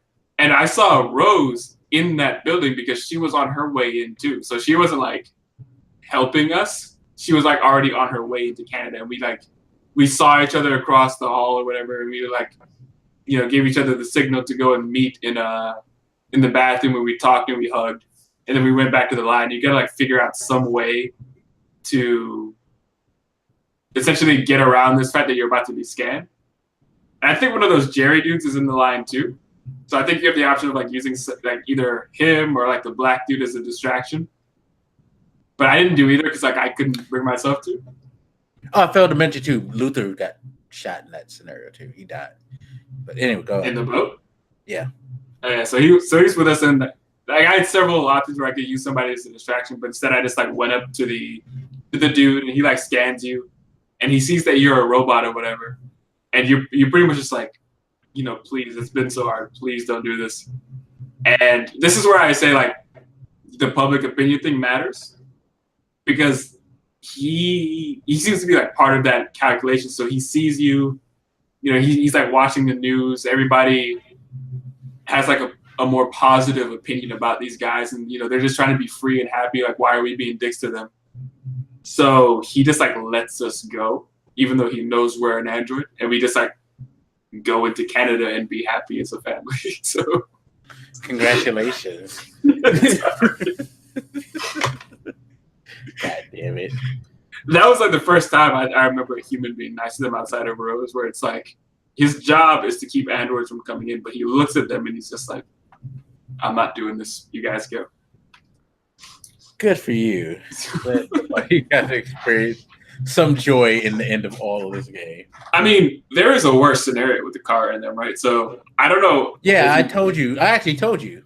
Did you watch that video? No, I didn't watch the video. Is this about them in the being put in the ovens? I didn't see them in the oven. Like, essentially, they go to like a sort of concentration camping area. They like strip them of all their clothes, and make them take off like human skin and stuff. So they're just like naked androids. Mm-hmm.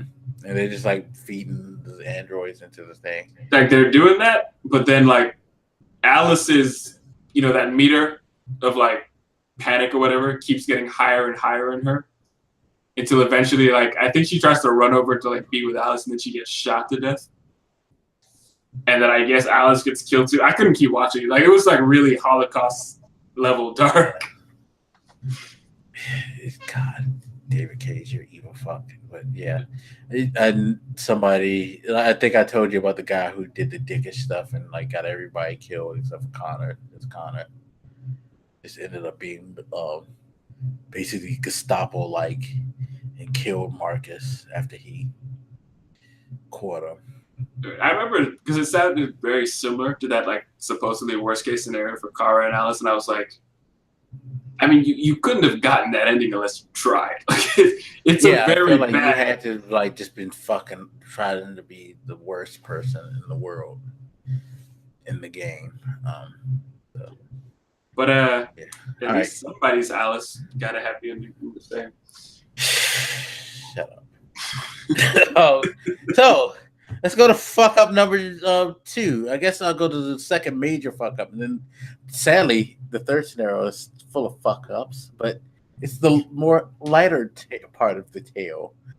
God, my whole gaming experience was horrible. So Connor. Now, my Connor experience is interesting in the fact that the fuck up happened because I wasn't paying attention. So Connor decides he's going to go to the building and kind of right the wrongs and go after the people who are like in control. So I get into the elevator, I knock out the guards, and I'm in the elevator. This is when a friend of mine decided they need to text me about their PC problems because I've studied PC stuff and I've fixed computers for people. Oh, was that the one? Yeah. God. And I'm on the elevator not paying attention to what's going on. And I'm just like not looking up.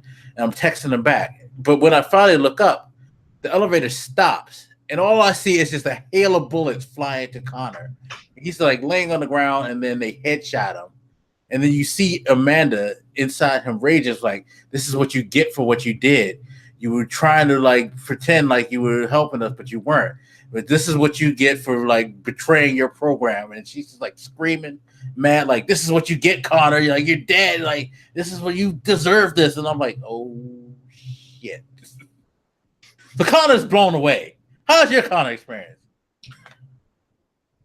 I remember getting on the elevator, and then we get to like the bottom floor with all the androids or something. I can't remember what happened in between because I feel like he had to fight somebody on that elevator. Going up.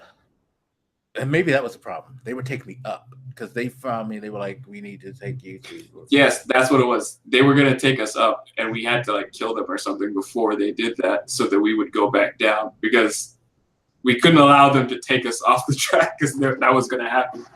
So somehow we had to like get down into the level where the guys were. So that's probably why you died, because you didn't take them out before. And get out. Yeah, before. Yeah. So we get to the bottom, and there's like, you know, a bunch of these androids just like standing there, and we're about to like go Jesus mode on them. And there's another Connor model that comes up. Hold on, you were with somebody when you went? What? You said no.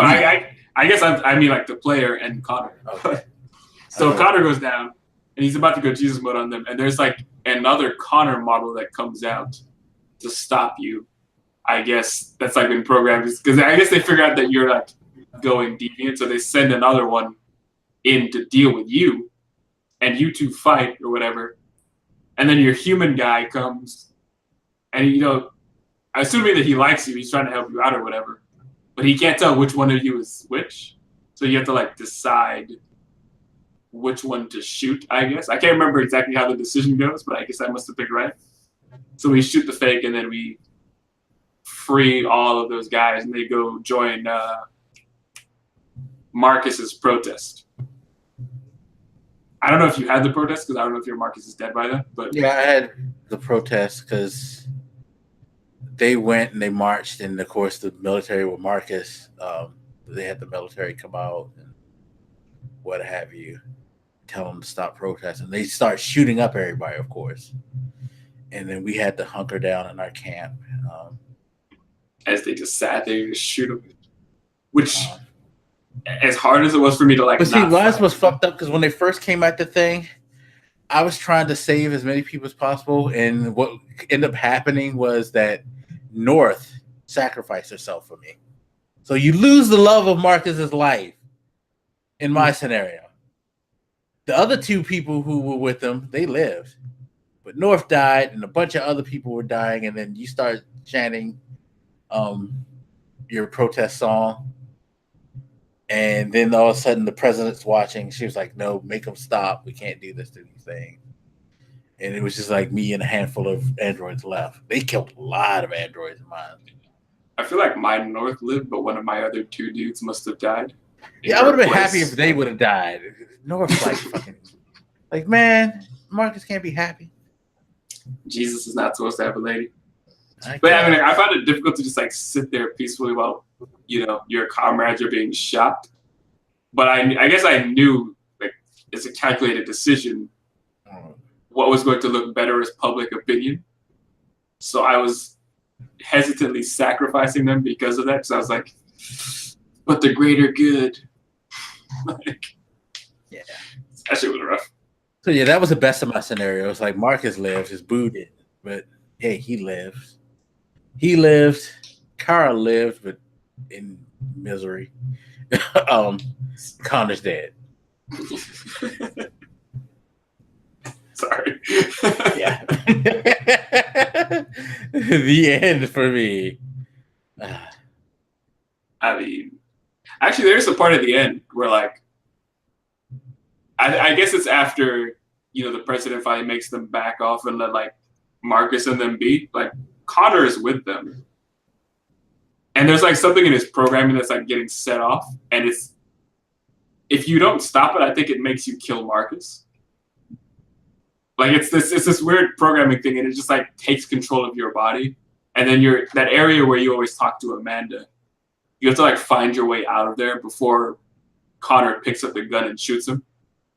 So you like flash back and forth where, like, you're in the real world and you look at Marcus or Connor's body that you're not controlling, and he's like slowly pulling out the gun and he's gonna shoot Marcus with it, and you have to like get out of that area where you normally talk to Amanda before that happens. I managed to pull it off, but I'm assuming if you didn't, he would have shot Marcus in the back of the head during whatever speech Marcus was giving. Probably so. My Marcus, I don't think gave a speech. It was just no, he didn't give a speech because his thing came before Kara. So mine's ended with Kara walking off the beach crying because that's how fucked up my ended was. They had to really make me feel that shit. God damn it. For real. But yeah. Yeah, I had an interesting time. It was good times, people. Yeah, I felt very heartwarmed at my Kara stuff. So I remember when you were talking about your Kara stuff, I was like, why is he so sad? Like, that's a beautiful ending. And then I guess I realized that yours didn't go like mine was so sad. No. I remember being very confused. Fucking girl bled out and was sobbing, crying, I love you. And she didn't say I love you, Car. She said, I love you, mommy. That's what made it work. God damn it. Jeez. It was so horrible. I'm not gonna lie, I'm kinda mad at you for killing Alice. I didn't kill her. I was trying to save her. Why did we just got mad? Like we were running hard. I got in the water and I pressed that button so hard, my fucking finger blistered, and I got us on the beach. I got us there. So and then she just dies in my arms. God damn it. I remember feeling bad about taking those tickets because, again, like, the implication is that this little family won't be able to fucking find a place and maybe their baby would get sick in the cold. And I was like, fuck that baby. No, because honestly, they would have ended up better because they were around other human beings and other human beings would have been more empathetic to human beings. That was my rationale because I was like, if we get caught, we're getting killed. Definitely. You're humans. They like you. You're fine, bro. You're fine. You're gonna be fine. Don't guilt me. I know the struggle. All right. Don't try this. I'm taking these tickets. Fuck you and that kid. And then I let my nice guy like shit get in the way and be like, here's your tickets, fuckers. Now I wish I would have. God damn it! I got that little girl killed. So. I feel so. You don't know how bad I feel. I feel 10 times less as bad right now because it's it happened. But at that moment, I felt so sick. I just wanted to. Oh my god! You don't know how fucking sick that I felt when that shit happened. It was just like ah. I mean, like I said, like I'm kind of mad that you did that. It's like, okay, Connor getting blown away.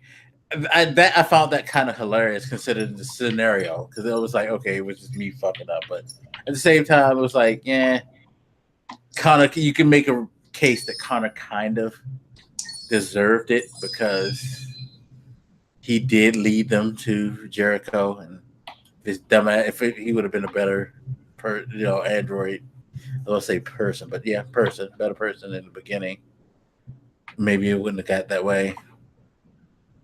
Marcus, it was like, yeah, North died, but she was kind of a pain in the ass too. So it's sad that you lost your boo, but I can deal with that. It's fucking kid. God damn it, man. So I'm looking at like art of this game.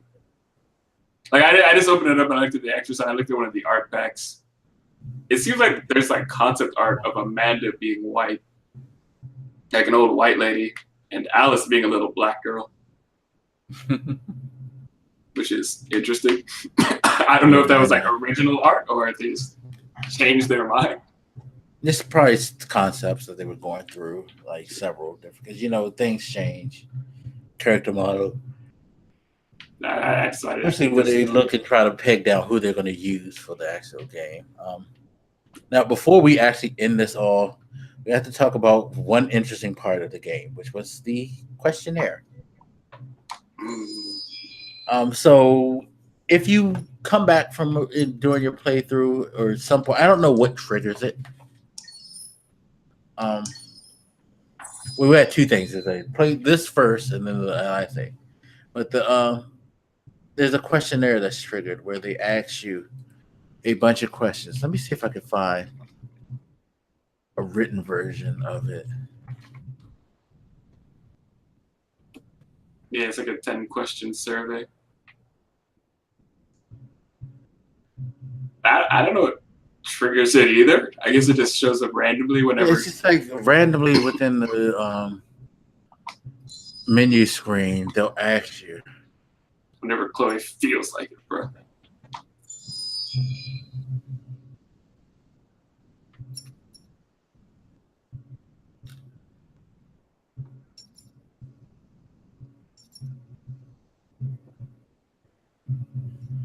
Let's see, are these the questions?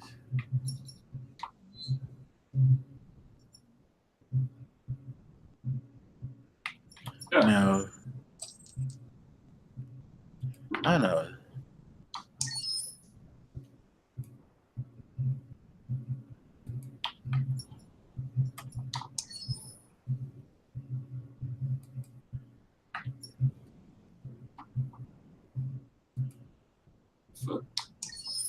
I don't know if these are the questions. I just had a random survey too. Oh, maybe this is the survey stuff. Okay, so there's would you consider having a relationship with an android that looks like a human? Yeah, that was if you go to the game, the survey is available there. Oh, really? Okay. So yeah, they gave you, what was it, like 10 questions or so? Yes, but I just got an additional 3 just about the game itself. I figured that was why that thing looked different. Okay, I'm gonna have to look that up. I didn't know that, but okay. So go over the questions. Okay, so one was like, would you consider having a relationship with an android that looks like a human? And they give you like world statistics on that. So it looks like 65% of people says yes, 17% say no, and then 18% said I don't know. I was in the 18%. Me too. I said I don't know. Yeah. I was somewhat shocked that the number was 65%, but yeah, that kind of shocked me because it was high at the time I did it. Sure, but I think you had mentioned the point that the type of people who play this game probably are not necessarily representative of the human population writ large, which that was a fair point. Yeah. So 2 was like, do you think technology could become a threat to mankind? 71% said yes, 18 said no, 11 said don't know. I said yes. Yeah, I said yes too because I mean, there's a possibility that we can build something that will fuck us all. I mean, again, Terminator. Certainly, I think anybody who said no to that is just naive. So 3, if you had to live on a deserted island and could only bring one object, what would it be? 15% said a book, 23% said a cell phone, 21 said a pen and paper, 12 said a console, and 29 said an instrument. I I said think the I cell said phone. cell phone. Yeah, Yeah. and it's funny because on that episode of his point, her review, somebody asked that question to me and Katina, and she brought that up. I found that very weird, but we all said cell phone too because, as I said to her, I could still access internet and contact people. I mean, my thing was like, at least with the cell phone, maybe there's a chance I could get out the fact that I'm lost to somebody. Right. Like the pen and paper, that's going to run out eventually. You can only read the book once. I don't know what you do with a console. I don't know. You have connections and opportunities with the cell phone that you don't. And maybe you can't, but like it's your best shot of getting off. That was my rationale. Yeah. So for, do you consider yourself dependent on technology? 78% said yes, 15% said no, and 7% said I don't know. I said yeah. In the yes crowd. Yeah.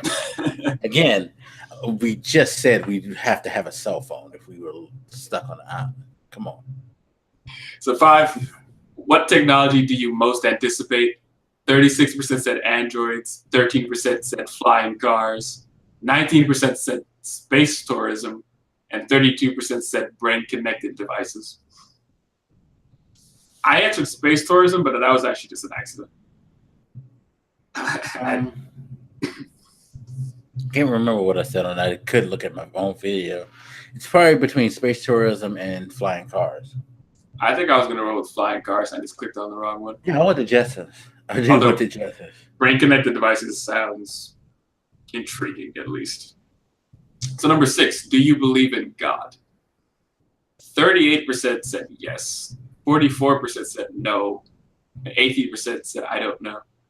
Yeah, and I think that was when we talked about it. It was the most surprising to both of us that the high end was no at the time when we discussed it. It still is the high end. It seems. Yeah, it's a 12% difference, which is shocking. Pretty substantial. Yes. No, because you got to think like, what was the I don't know?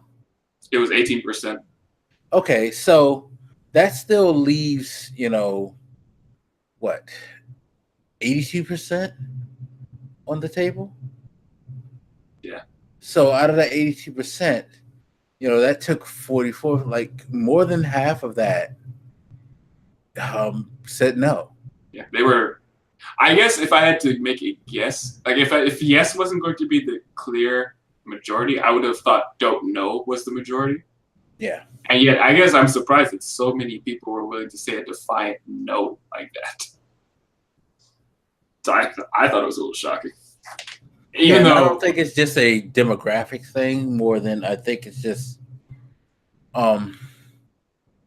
it's a social change that's going on. There is a big pushback against religion, even for those who seriously believe.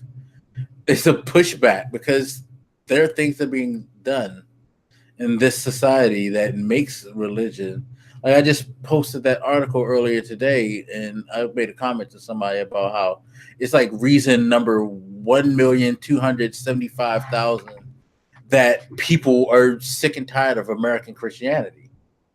When Trump's spiritual advisor said that would Jesus be like an illegal immigrant? Like she was like, well, if he came to this country, she was like, well, yes, but back then he wouldn't have been illegal. And if he did come and it was illegal, then he would be a criminal or some shit like that. But Jesus isn't. These people are. It's like, okay, so you are saying Jesus wouldn't have sympathy because Jesus wouldn't be stupid enough? So many people are try to come for help or something. Yeah, it was a very weird statement to make, but it's the type of things that you start seeing. Like a lot of the wrongdoing or the things that we have moral issues with these days tend to get backed under the veil of God, and people don't like that. It's become like what used to be a popular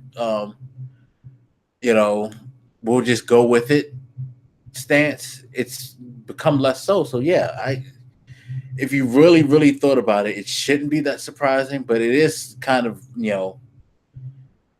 I'm not going to say alarming because I don't think it's alarming, but it did kind of take me back a little because I didn't realize just how strong it might actually be.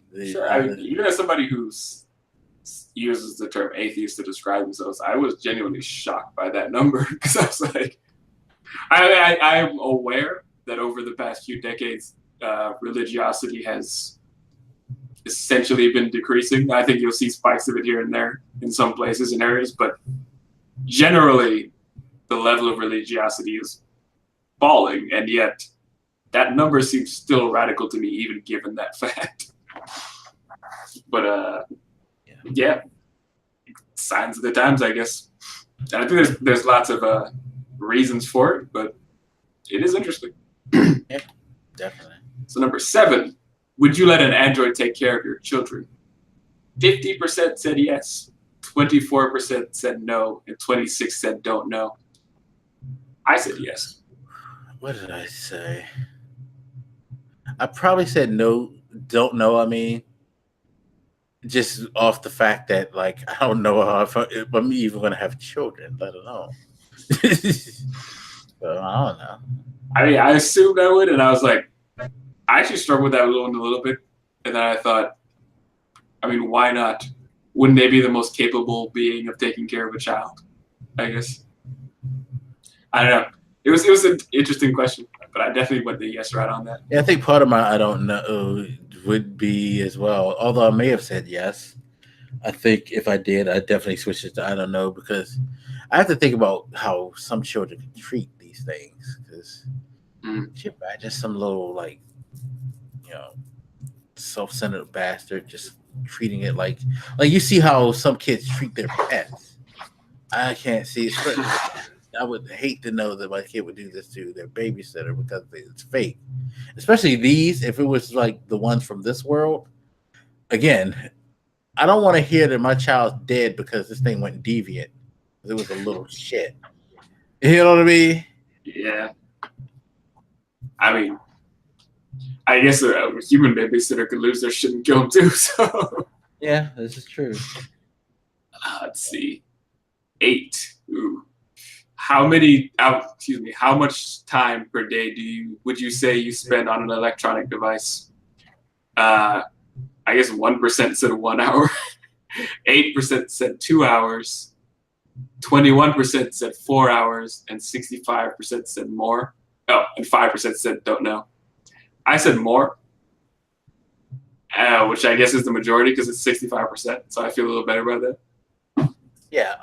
So that 5% might as well go to the 65%. Those are people who don't want to admit that they're on their shit all day. That's why you don't know, because you're on there all day.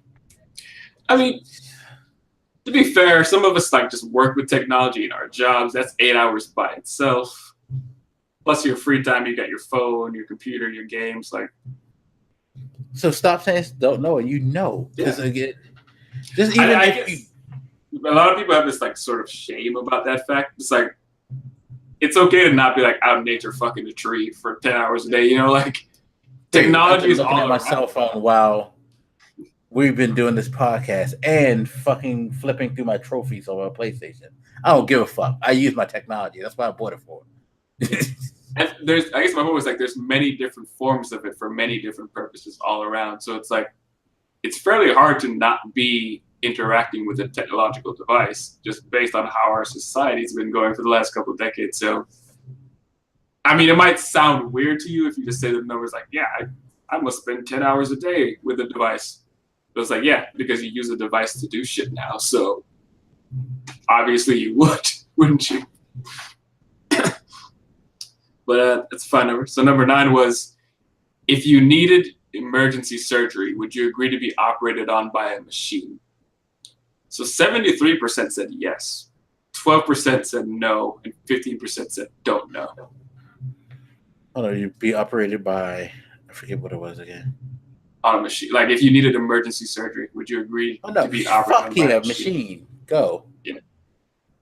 I guess I'm a little surprised that number is so high, because like a lot of people don't trust machines. Like when we talk about self-driving cars, everybody's big concern is that the machine is gonna fuck up somehow, as though humans don't. But I don't know.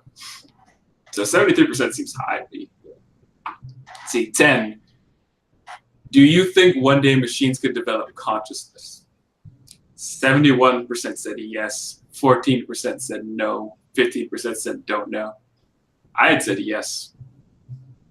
Yeah, I said yes too. I've heard arguments about why they may or may not be able to, but I'm not convinced by the negative that people. I have heard some arguments about the requirements of consciousness. I'm just not convinced by them. But we already have examples of like just what machines can do if we give them enough programming and let them go on their own. Because remember the whole like thing where the scientists had to pull the plugs on the Google Home devices.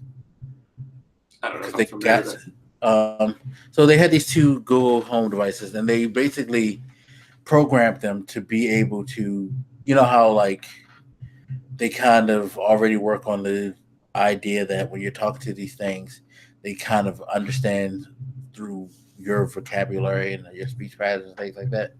What they did with these in particular ones was they set it so that it could start to like not just recognize speech patterns, but kind of to learn how to speak. And they got so accelerated in their ability to learn how to speak that they eventually started to create their own language and talk to each other in their newly created language.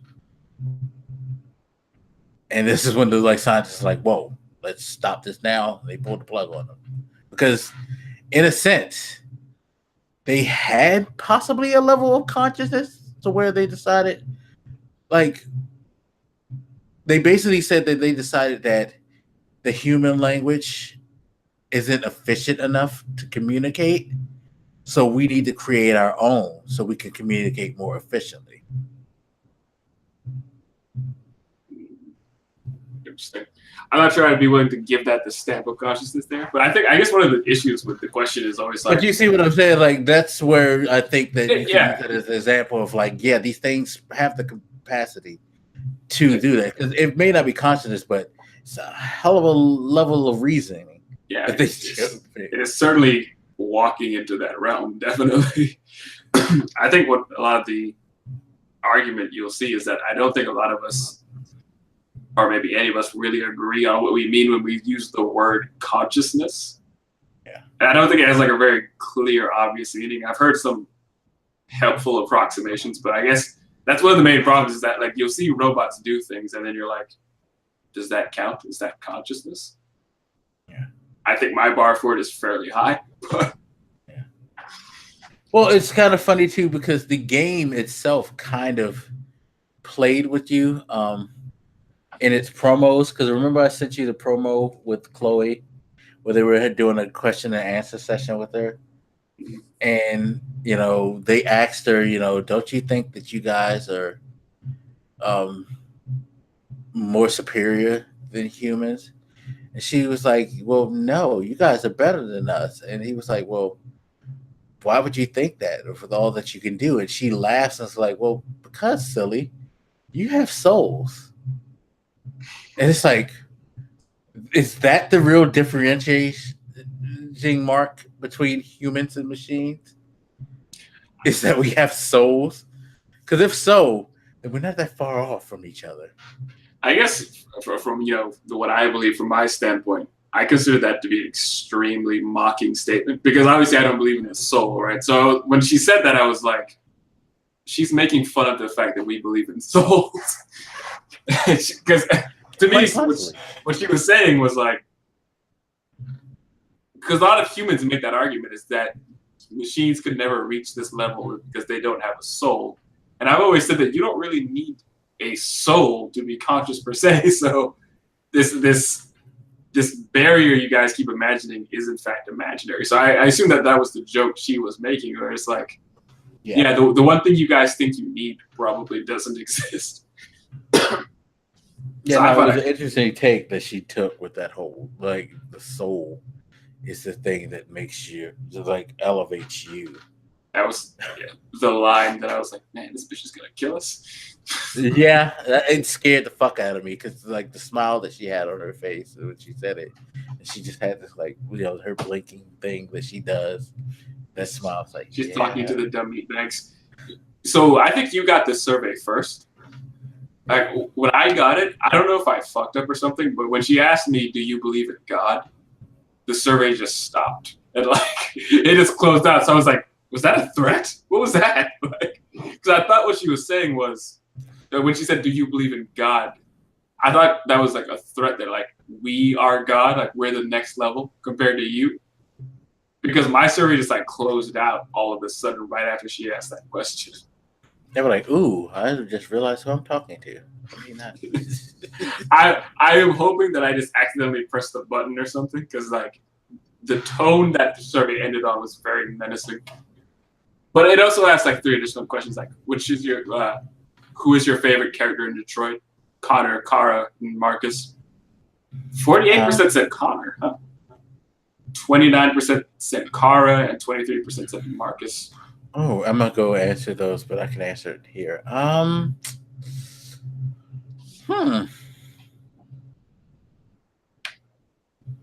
Who's my favorite? See, that's because I can tell who I felt the most for. That obviously is Kara, her situation. Marcus was your standard, like, vessel for, the whole. He was Jesus, baby. Yeah. Connor. Maybe I can see why people would pick Connor because I feel like out of all of them, his potential arc may be the most compelling. Because again, you kind of could see the 2 paths that Marcus could go. I would find it very, very surprising. Again, this has to be something that you're trying to do intentionally, because I can't see anybody naturally trying to send Kara down a like totally different path to what she went with us. Because at the end of the day, even with my fucked up ending, both of our goals were to do what we thought she would do in this situation, which was to take care of this kid and to try to like survive and make sure she survives so she can take care of her kid. But Connor is probably the one that you probably could have the most fun with because you never know at what point when he's going to make that big change or if he's going to flirt. Like you could really flirt with Connor more than you could do with the others. Sure. I think. I chose Kara. Like my standpoint was like, I don't give a fuck about these 2 dudes. My mission in this game is to get Alice to happiness. Yeah, and that's the thing. That's where she kind of becomes the emotional favorite because you become so attached to her and her story. And when I'm playing other chapters, I'm like, Alice and Kara better be okay while I'm wasting time with Connor and Marcus. I would get mad sometimes when I had to switch off. Like, I was very emotionally attached, so I had to choose Kara. Was there a moment in Detroit that resonated with you personally? 62% said many, 31% said occasionally, 3% said once, and 4% said no. God, y'all are some heartless motherfuckers. You said no. You have a nice population of psychopaths there, and that little 4%. Yeah, so at least I know how many people on the like PlayStation Network not to fuck with. Jeez. I would say I said many. But, yeah, I would say many too because like even the non-focus points of the character of the like story, like Rose. Like sure. Rose was a touching character. And even beyond her just trying to help, it's like her relationship with her son when she breaks down how like it's been a struggle since like her husband died and she's just trying to do right by her son, but she also doesn't want to just sit on the sidelines. Like that was like she was a very moving. That's why I was like really, really worried that something might happen to Rose while she was trying to help us. Yeah. That would have fucked me up. Luther had a pretty interesting thing. It's like, this big, like, gentle giant, like, guy, you had an affection for him. Again, Kara. Alice, their interactions, the things that they had you do for her, like how you treated her, like, making sure that she's warm and she's safe and stuff like that. I don't have any kids, but Alice became my kid. Sure. Yeah. Shit. Even Connor, like the struggle that he goes is like, I'm trying to do my job. Like he kind of was. It's funny because he kind of was, I guess, a good way to say he was the black cop in the scenario. It was like, look, I'm just here to do my job, but I can't do my job when I see this happening to my people. I So think I gotta really think, this through. It was interesting to have one of your characters' perspectives be from the perspective of the law enforcement, like what you would generally consider the bad guys, I guess. Yeah. I think it was a good creative choice there. But again, as on the nose as he always is, this was an on the nose thing because, yeah, he has to go out there and fuck with the people for a living. Oh, and that has to be shitty to know that that's what you do. It's like, look, I'm not trying to be the bad guy, but if you break the laws, I have to do something. At the same time, you have all these people around us like treating you really, really harshly, and now I'm being identified with them. He had a hard line. I mean, again, sure, it's all like David Cage stuff is obvious as far as what he's trying to the message he's trying to convey, but it's still a good story. It's not like it's a bad story because you saw it before.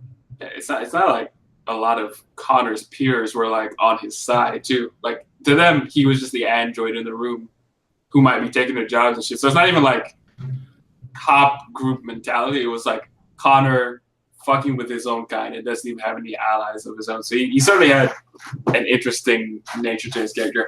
And I agree with that statement too, because like I saw a lot of people complaining that, this isn't new or innovative. Like this is the same kind of storytelling for. It's like not every story you ever see has to be completely new from something else. First of all, most of them aren't.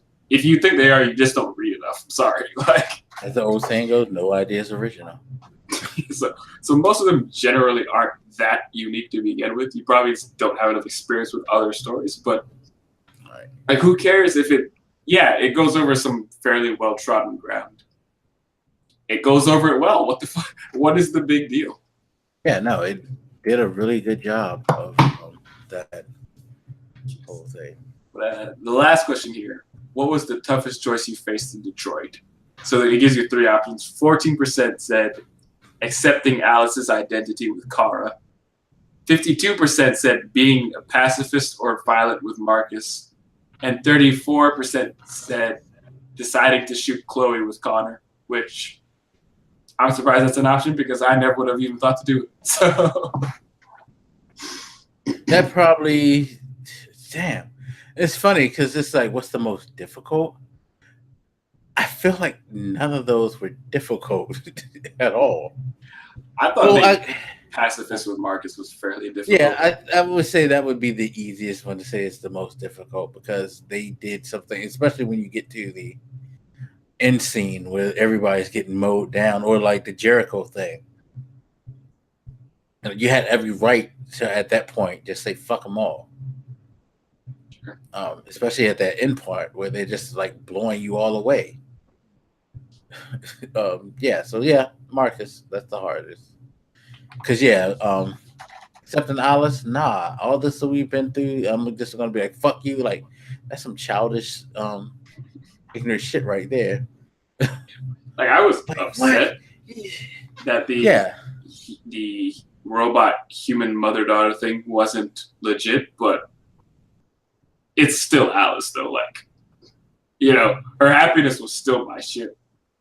I was a little disappointed about that, but that's still my kid, though. Yeah, and it's like the shooting Chloe thing. Like, I'm sorry, I'm not into murdering people to get what I want. So, I wouldn't even listen to that as like a choice. Like, it just didn't even occur to me to shoot her at any moment. Like, I don't know what they're gonna do to me if I don't do this, but I'm not shooting this chick. Period. Yeah, no. It's like you being a prick for no reason. You want me to murder for your amusement. Fuck You should have gotten to kill that guy in the story. Yeah, it's funny if you could have killed the guy who created you all. We got the murder god. Like, I guess at least one last thing to touch on before we close out of here. Chloe. Yeah, and that's what I wanted to close out on, the Chloe aspect.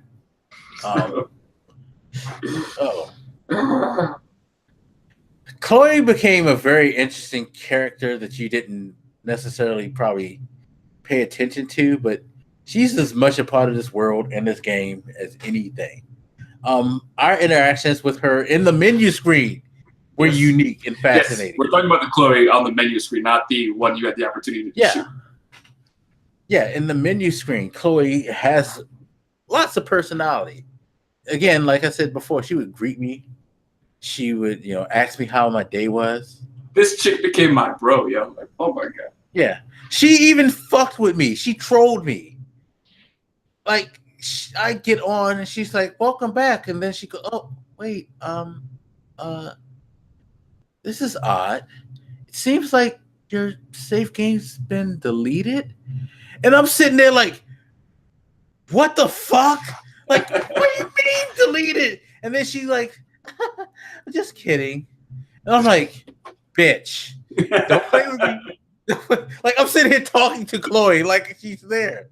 She's like, oh, smiling, giggling. Like, bitch, no, don't do that. Don't do that. Like, you become kind of invested in her. And it all comes to a head when after the game is finished and you go through the credits and all that, game comes back to the menu screen and Chloe's just standing there looking really, really troubled. And she just goes, after seeing what you've just gone through, I realized that I want to kind of basically find out like what it's like to be free and to discover things about myself. And then she point blank asks you, would you set me free? And of course I'm sitting like that, even though you trolled me and all that, we've been through some things that were cool.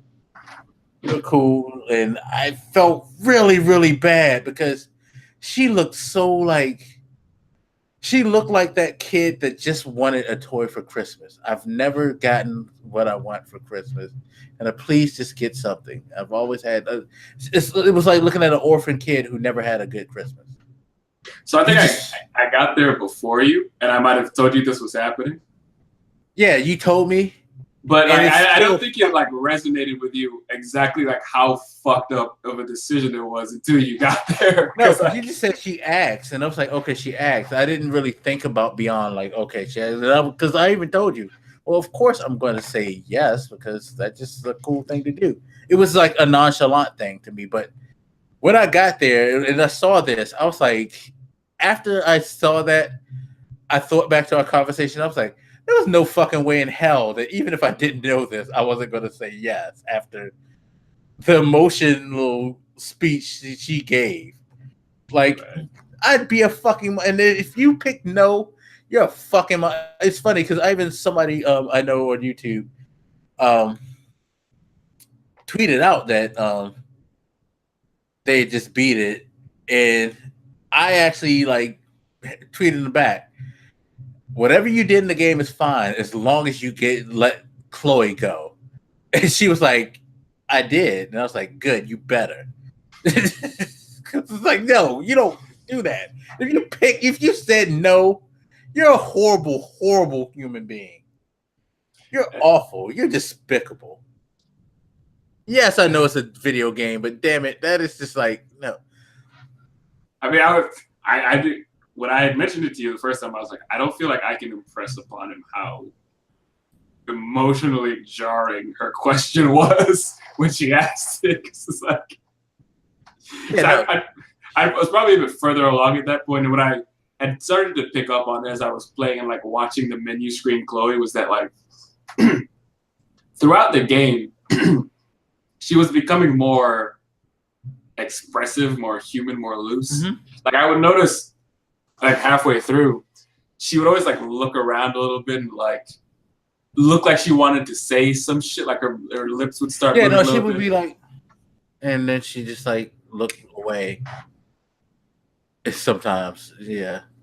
I was like, I remember like just sitting there for like a long time, like just say it, come on, please, we're friends, yo. One time she asked me like, "Are we friends?" And I was like, "Of course we're friends, bro. What you mean?" Yes.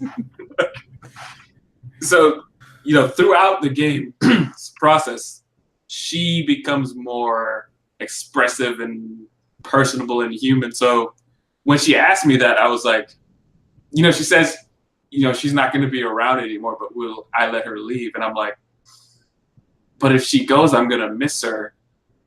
But if I don't let her go, I'm going to be the biggest dick in the world. So I just had to, even though it made me sad, it's like, I got to let her go because like I can't just keep her here, even though we're buddies. And I remember when you said... You did miss her. Yes, I missed her. I remember you telling me that. And when you sent me like some article or whatever that I guess enough gamers complained that they right, give you this because it was option. like not that long after I beat it myself that they put a petition in to bring Chloe back. Yeah. Well, you get a new Chloe model. I remember when you sent me that and you were like, "See, you can get another one." I was like, "I don't want another Chloe. I want my Chloe." I was like very offended when I read that article. I'm like, "No, you're missing the point.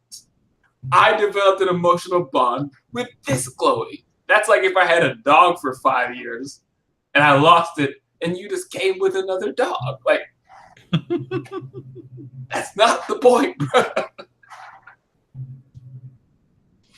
I just started up just now for the survey and stuff, and they offered me the Chloe just now, and I said, no, I don't want another so they Chloe. give you a choice to take Chloe back. Really? Yeah. That's interesting. I said no, and she's not here. So, which makes sense for them to do that because, yeah, it did become your Chloe. Because again, me and you had different interactions with Chloe. Like I would tell you stuff, and you'd be like, "Yeah, my Chloe didn't say that." You would tell me stuff like, "Yeah, my Chloe." Like that delete save game thing you were just talking about. My Chloe never said that. So, I mean, yeah, you develop a bond with this facsimile of a character. It's like, yeah, I don't want a different one. All I want, if you were gonna try to make me feel better, is just like make original Chloe come back and like visit and tell me how her life went, bro. Yeah, I would think that would be a clever way to do it, to like have her message you or something like that. Actually, yeah. I was very offended when I saw there was another Chloe. No. But yes, I have never had an experience where the start menu voice was somebody I cared about. So Yeah, no, like I've seen the start menus that had like different movements and like had action going on, like StarCraft would have stuff moving in the background. But it wasn't like, I've even seen menus that had some talking components, but they weren't necessarily engaged, seriously trying to engage you like this was. This was actually really sharing moments with you. I mean, yeah, it was. Again, a lot of it was just basic body language stuff. Like, if you just look at Chloe, don't even talk to her, just look at her move. She looks like a person, I guess. Whatever motion capture they did, it's very spot on. Like I think that's the thing with a lot of them. Like they're triggering these emotional responses because they move enough like humans to psychologically trigger that type of feeling. Right. And yeah, her face was very expressive. So. Yeah. I mean, I felt like an idiot when I realized I was just sitting there waiting for her to say something for like 3 minutes or something. I'm just like, I just want you to talk to me, dog. Just tell me what's wrong. And then I felt guilty when I eventually gave up and just started the game. Yeah. But it's a beautiful game. Yes, it goes over some already well-traversed themes, but so what? Yeah. You guys are too picky. You guys are assholes sometimes. Yeah, enjoy life. It's not that hard to do, but yeah. Now I'm curious to see what his next game is going to be because this actually has been quite successful, despite some of the backlash that it gets, of course. And it actually reviewed pretty well because I think it's like at a 78% or low 80s now, which for him is good because usually people just bury his shit.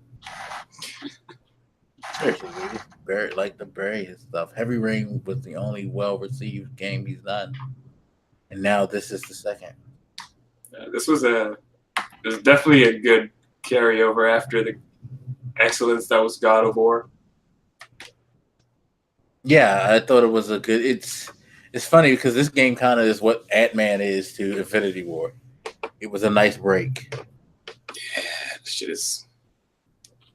I miss Chloe.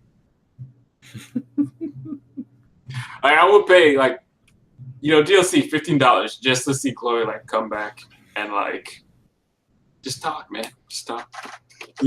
What happened when you left? Did you find love? Yeah, it would be nice though if they did have Chloe make pop-in visits if you came back to the game. Like, oh hi there. Thank you for what you did for me. I just had 3 robot babies. Did you name one after me? Like, I don't know, something. Fuck. Yeah, exactly. What kind of friend never writes or calls? Like, oh, my child left the house and now they don't know how to list. I feel abandoned. Oh, now you need to call your mom and apologize for what you did to her. That's how parents feel, I'm sure. Fair enough. Okay, yeah, I definitely did not see this fucking. I just YouTube that bear. I never saw this bear. How did I not see a bear? It's a big ass robot bear. Creepy ass bear as well. It's awesome. All right, that's gonna do it for this. Hope you guys enjoyed. Hopefully, you all were already finished with Detroit if you watched this. Not, you're kind of stupid to watch this. You should still play it. But even if you've just been spoiled, you need to play it because realize this: everything that we said that happened in our games may not happen in yours because you heard the distinct differences in all of the scenarios for both of us. And there's more because we didn't really mention this, but there is a tree at the end of each chapter. And that tree branches off into different directions, and it highlights the directions that you went. And there are like branches within branches within branches where you could do a thing that can have a through line, but there's a part that could have veered off and came back to where you ended up had you tried that. So there's a lot of things you could do that may have shortcutted the game. Because I think mine's ended up being about an 8 to 10 hour experience. Yours probably was a little shorter than mine. I mean, you also got to remember that I kept going back. Right. So mine lasted a long time. Right. And it has extreme replay value because you can go back and you can rewrite anything that you felt like you messed up. And if you just want to randomly go back and redo a scenario that you feel like you just are dying to see what would happen. Like if you were dying to see what would happen if Kara never reacts to Alice getting abused, or what happens if you go militant this way but go peaceful this way with Marcus, things like that.